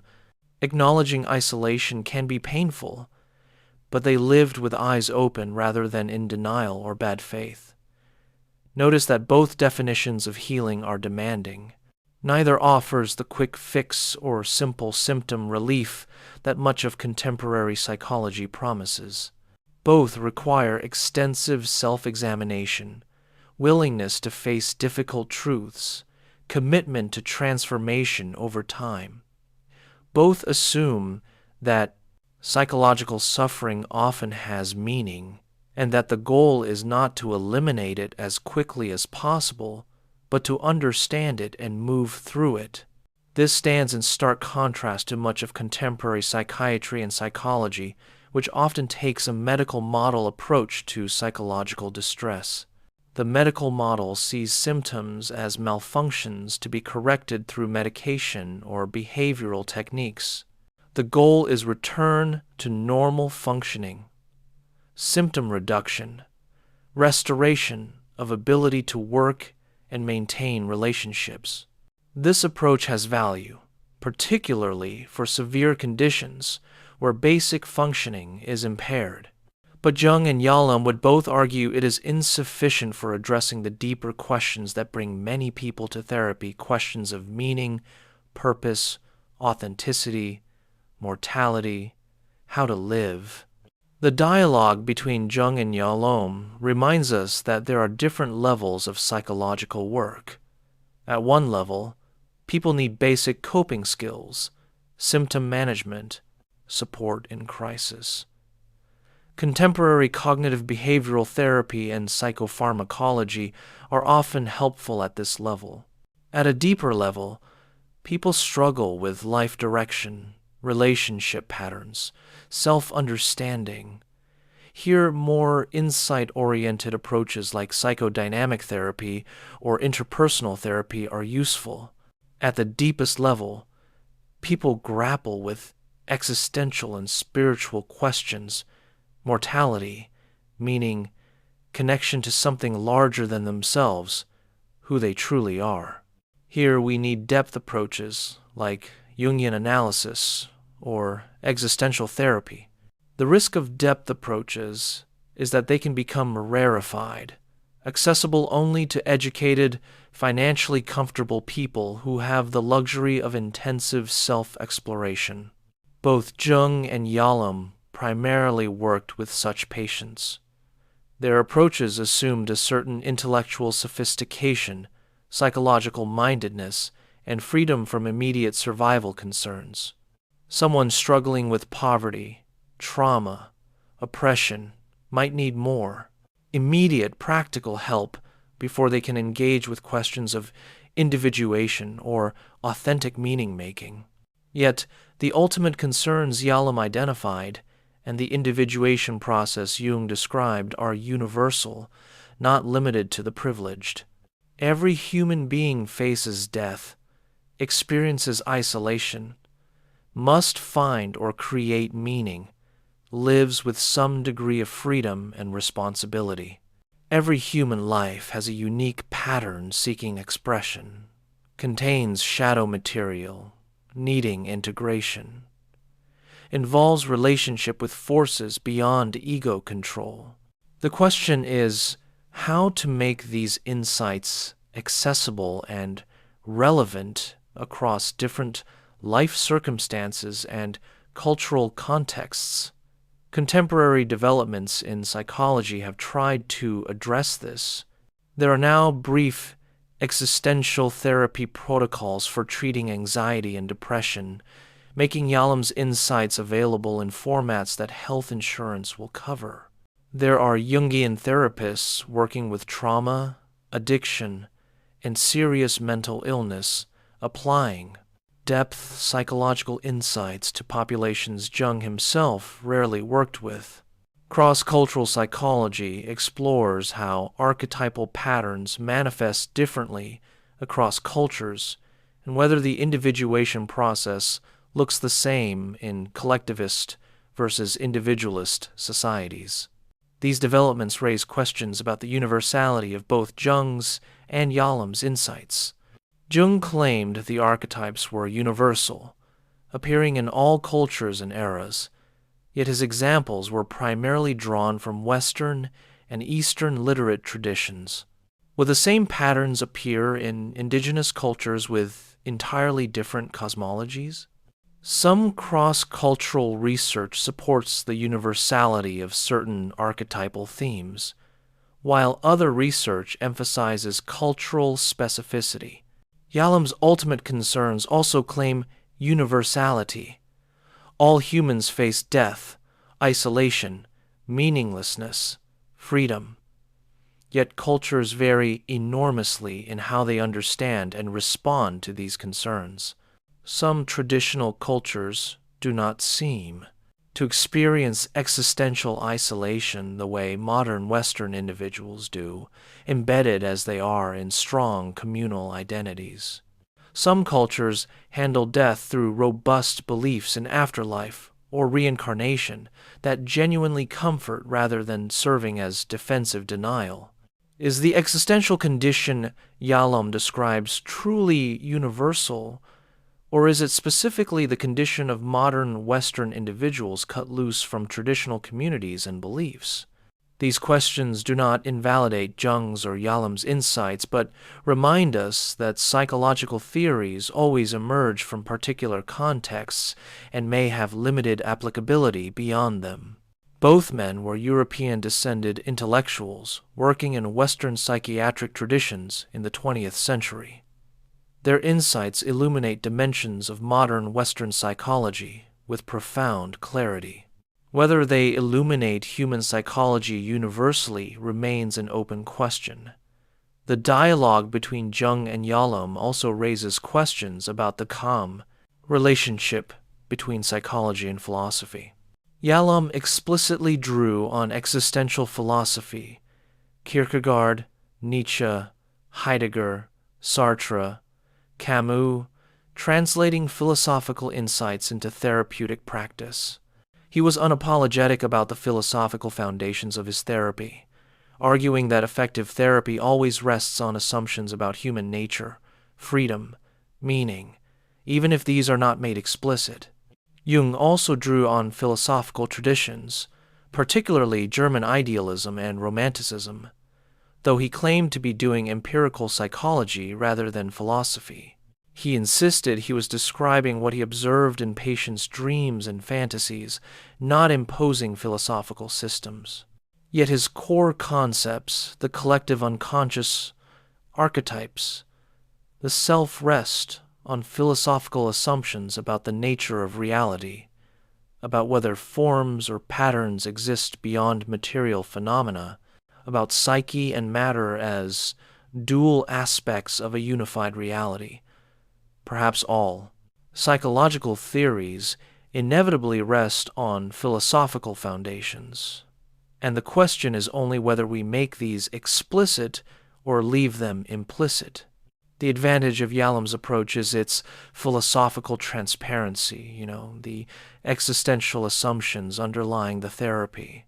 The advantage of Jung's approach is that it grounds itself in observed phenomena, dreams, fantasies, symptoms which feel more concrete than philosophical abstractions, though of course observation is always theory-laden. The relationship between psychology and spirituality is even more fraught. Jung explicitly addressed spiritual questions, seeing psychological health as requiring connection to the numinous, to experiences of the sacred. He claimed to approach this empirically. The psyche produces religious symbols and numinous experiences. Therefore, these are psychological facts that must be taken seriously. But his critics argue he smuggled metaphysical assumptions into what claimed to be empirical psychology. Yalom maintained clearer boundaries between psychology and spirituality. He respected patients' religious beliefs and acknowledged that faith could provide existential comfort, but his therapeutic approach did not depend on spiritual or religious frameworks. Existential therapy could be practiced by atheist, agnostic, or religious therapists because it focused on universal human concerns rather than transcendent realities. Yet Yalom's novels and his late work show a certain softening toward mystery and wonder, even as he maintained his existential stance. In Staring at the Sun, he explores how facing death can paradoxically lead to deeper appreciation of life, to experiences that feel almost spiritual in their intensity, even without supernatural belief. Perhaps there is a spirituality of finitude, finding the sacred in the fleeting, mortal, human realm, rather than projecting it onto an eternal, transcendent realm. This points toward a possible point of contact between Jung and Yalom. Both ultimately honored what is deepest in human experience, even when they described it differently. Jung's encounter with the numinous, the overwhelming sense of meaning and presence in certain psychological experiences, and Yalom's encounter with authenticity, the sense of being fully alive and present when facing truth, may be describing similar states from different vocabularies. The patient who has a breakthrough in therapy, whether through encountering an archetypal figure in active imagination or through facing mortality in existential dialogue, often describes a sense of profound recognition, of coming home to something essential. Perhaps what we call healing involves both symbolic depth and existential engagement, both connecting to patterns larger than ourselves and taking responsibility for our individual existence, both inner work and outward action. The patient who only does inner work risks narcissistic self-absorption, endless analysis without concrete change. The patient who only focuses on external action and choice risks living on the surface, cut off from deeper sources of guidance and meaning. In practice, the best therapy probably always combines elements of different approaches. Even Jung focused on concrete life problems and helped patients make difficult choices. Even Yalom explored symbolic meanings in dreams and fantasies when patients brought them. The theoretical differences matter for how therapists think about their work, but in the consulting room, presence, empathy, and skillful attention to the unique person before you matter more than theoretical purity. This brings us to what may be the deepest commonality between Jung and Yalom, their emphasis on the therapeutic relationship itself as central to healing. Jung described therapy as a mutual transformation, where the therapist was affected by the patient's unconscious material and had to remain open to their own inner processes. The therapist's own psychological work, particularly their shadow integration and relationship with the self, determined their capacity to help others. Jung required all analysts to undergo their own analysis before working with patients. Yalom emphasized authentic presence, genuine encounter, the here and now interaction between therapist and patient. The therapist was not a blank screen or detached expert, but a real person, engaged with caring and curiosity. The healing relationship itself, more than any technique or interpretation, did the therapeutic work. Yalom also emphasized the importance of the therapist's own psychological development, requiring extensive training and personal therapy. Both men thus saw therapy as involving two whole people in genuine meeting, not a doctor applying technical procedures to a patient. Both knew that the therapist's humanity, their wounds, their struggles, their own confrontation with the ultimate concerns was not an obstacle to therapeutic work, but its foundation. The wounded healer archetype, which Jung discussed extensively, applied equally to Yalom's vision of the existential therapist who helps patients face anxieties they themselves have faced. This emphasis on relationship feels increasingly important in contemporary psychology, which has sometimes become overly technical and manualized, treating therapy as applying evidence-based protocols rather than human engagement. The research on therapeutic outcomes consistently shows that the quality of the therapeutic relationship predicts success better than specific techniques or theoretical approaches. Jung and Yalom, for all their differences, both understood that psychological healing happens between people in the space of genuine meeting. As we drift toward the completion of our meditation on these two minds, perhaps we can hold both visions simultaneously, allowing them to enrich each other despite their contradictions. We can practice Jungian dream work while also asking existential questions about authentic choices. We can explore archetypal patterns while also taking concrete responsibility for how we live.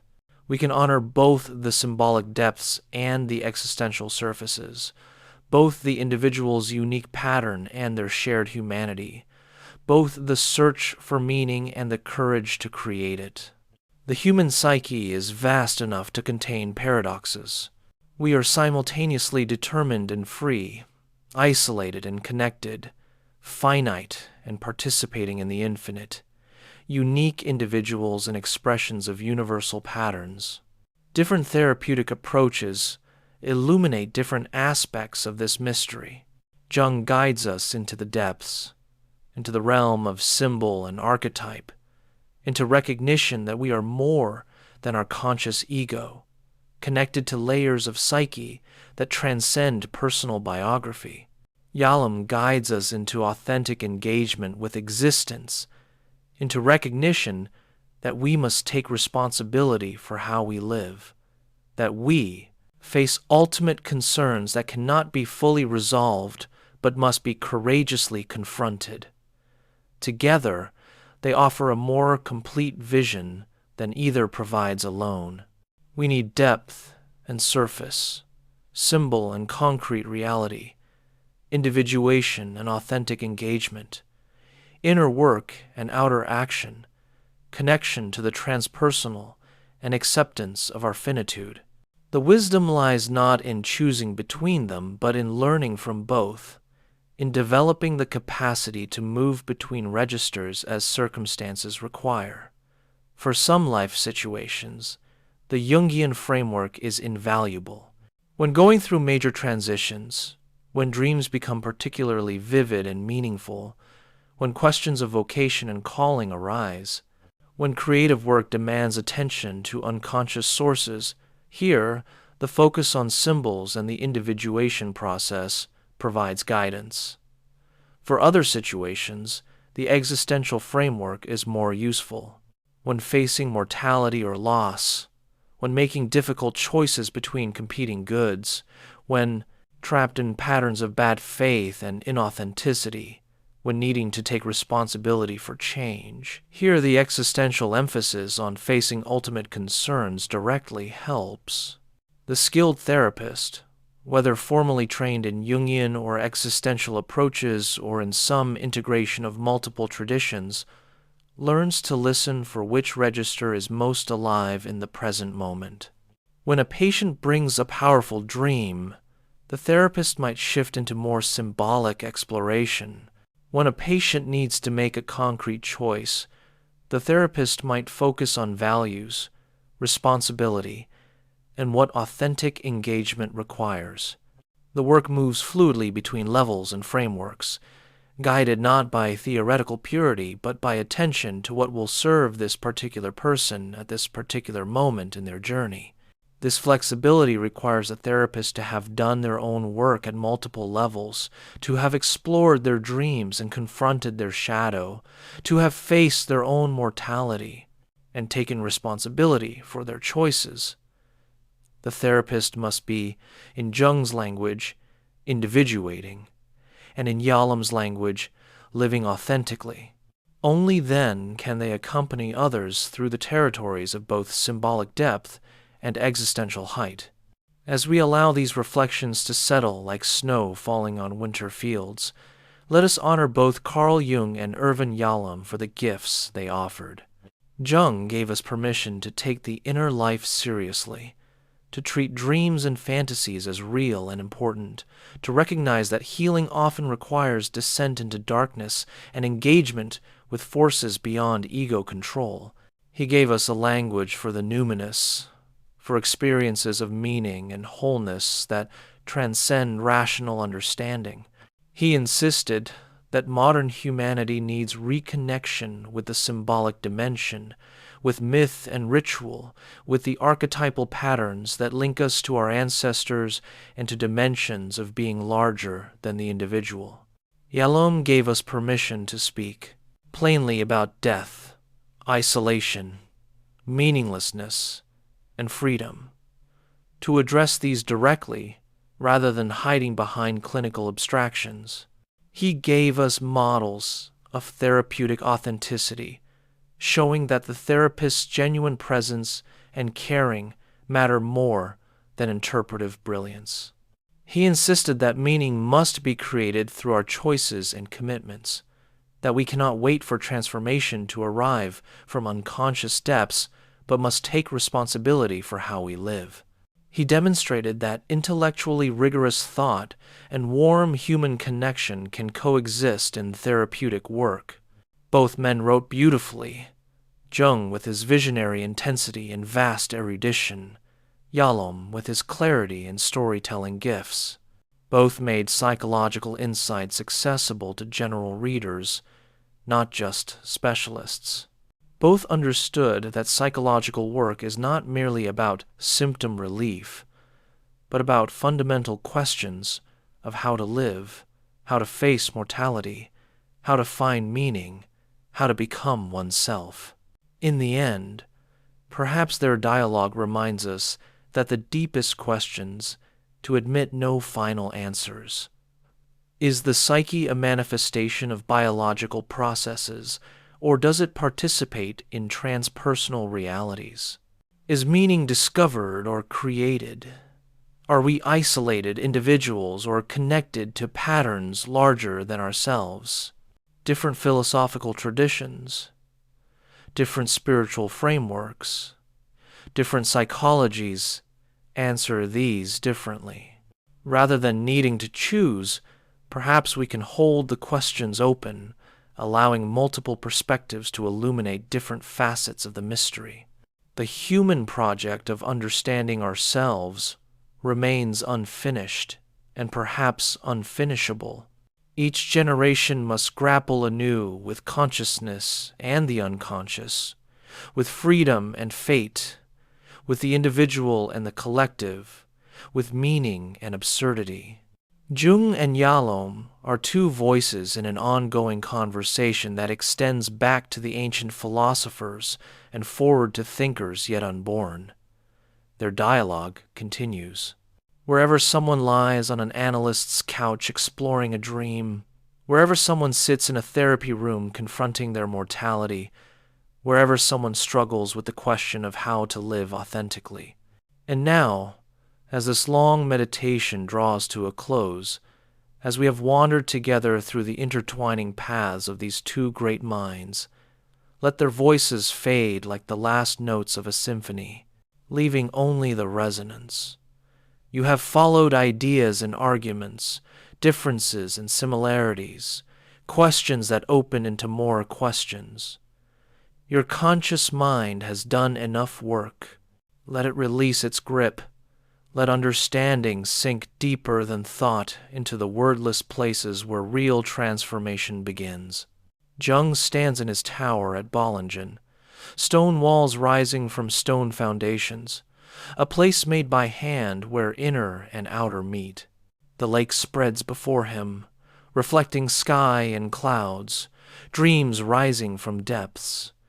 In his silence is the acknowledgement that mystery remains mystery, that the self cannot be captured in concepts, that we serve what we cannot fully know. Yalom sits in his consulting room after the last patient has left, feeling the weight of shared humanity, the privilege of witnessing others' struggles and courage. In his silence is the recognition that we are all facing the same ultimate concerns, that genuine presence to another's suffering is its own kind of sacred act, that meaning lives in connection. Both men knew, though they spoke in different languages, that the work of psychology at its deepest is the work of the soul, the endless human project of becoming conscious, taking responsibility, living authentically, finding or creating meaning in the face of all that threatens to overwhelm us with chaos and insignificance. This work continues in each person who looks inward honestly, who faces outward courageously, who dares to question and seeks to understand. Let your breathing deepen as your mind softens. The ideas you have encountered tonight may resurface in dreams, may work in you beneath consciousness, may influence how you see your own inner life and outer choices. For now, simply rest. You have traveled through two vast psychological landscapes, have witnessed the dialogue between depths and heights, between symbol and existence, between the collective and the individual. In sleep, perhaps you will dream. And whether those dreams speak in Jung's language of archetype and individuation, or Yalom's language of mortality and meaning, or in some tongue entirely your own, may they guide you toward whatever healing and understanding you need. May you find courage to face what must be faced, wisdom to recognize what seeks expression through you, compassion for your struggles and those of all beings. The conversation between Jung and Yalom continues wherever consciousness reflects on itself, wherever someone asks what it means to be human, wherever healing happens through depth or through authenticity or through some mysterious combination of both. You are part of that conversation now, carrying these questions into your own life, finding your own answers, or learning to live beautifully with uncertainty. Rest now, wanderer of inner and outer worlds. Let sleep take you to territories beyond our maps, where psyche moves according to its own laws. Tomorrow you will wake to the ordinary world with its demands and duties, but perhaps carrying something of what we have explored here, a deeper appreciation of the vast territories of human consciousness, a recognition that multiple perspectives illuminate different truths, a willingness to engage both the symbolic depths and the existential heights of your own experience. And if, in some future moment, you find yourself in crisis or confusion, in need of guidance through dark territories, may you remember that you can turn inward like Jung, listening for the voice of dreams and the wisdom of symbols, or you can turn toward existence like Yalom, facing squarely what is most difficult to face. Both paths are valid. Both lead toward truth. Both honor the complexity and depth of human being. Sleep now. The dialogue continues in silence, where words give way to presence, where theories dissolve into direct experience, where Jung and Yalom and all the great explorers of consciousness become not historical figures, but living voices within the vast conversation of the human soul, seeking to understand itself. May your rest be deep, your dreams illuminating, your waking tomorrow a return to life with renewed appreciation for its brevity and beauty, its terror and transcendence, its depths and heights. May you find your way, through symbol or through authenticity, through depth or through engagement, through the wisdom of the collective unconscious or through the courage of existential responsibility, toward whatever wholeness or authenticity is yours to discover or to create. The paths diverge, but the destination, if there is one, is the same, becoming more fully human, more fully yourself, more fully alive to the mystery of consciousness in a vast universe. Sleep, dream, become, and in your becoming, honor both the ancient patterns that move through you and the unique choices that make you irreplaceably yourself. Honor both Jung's vision of the sacred depths and Yalom's vision of authentic surfaces. Honor the whole paradoxical, contradictory, magnificent complexity of being human. The conversation continues in you now. Good night.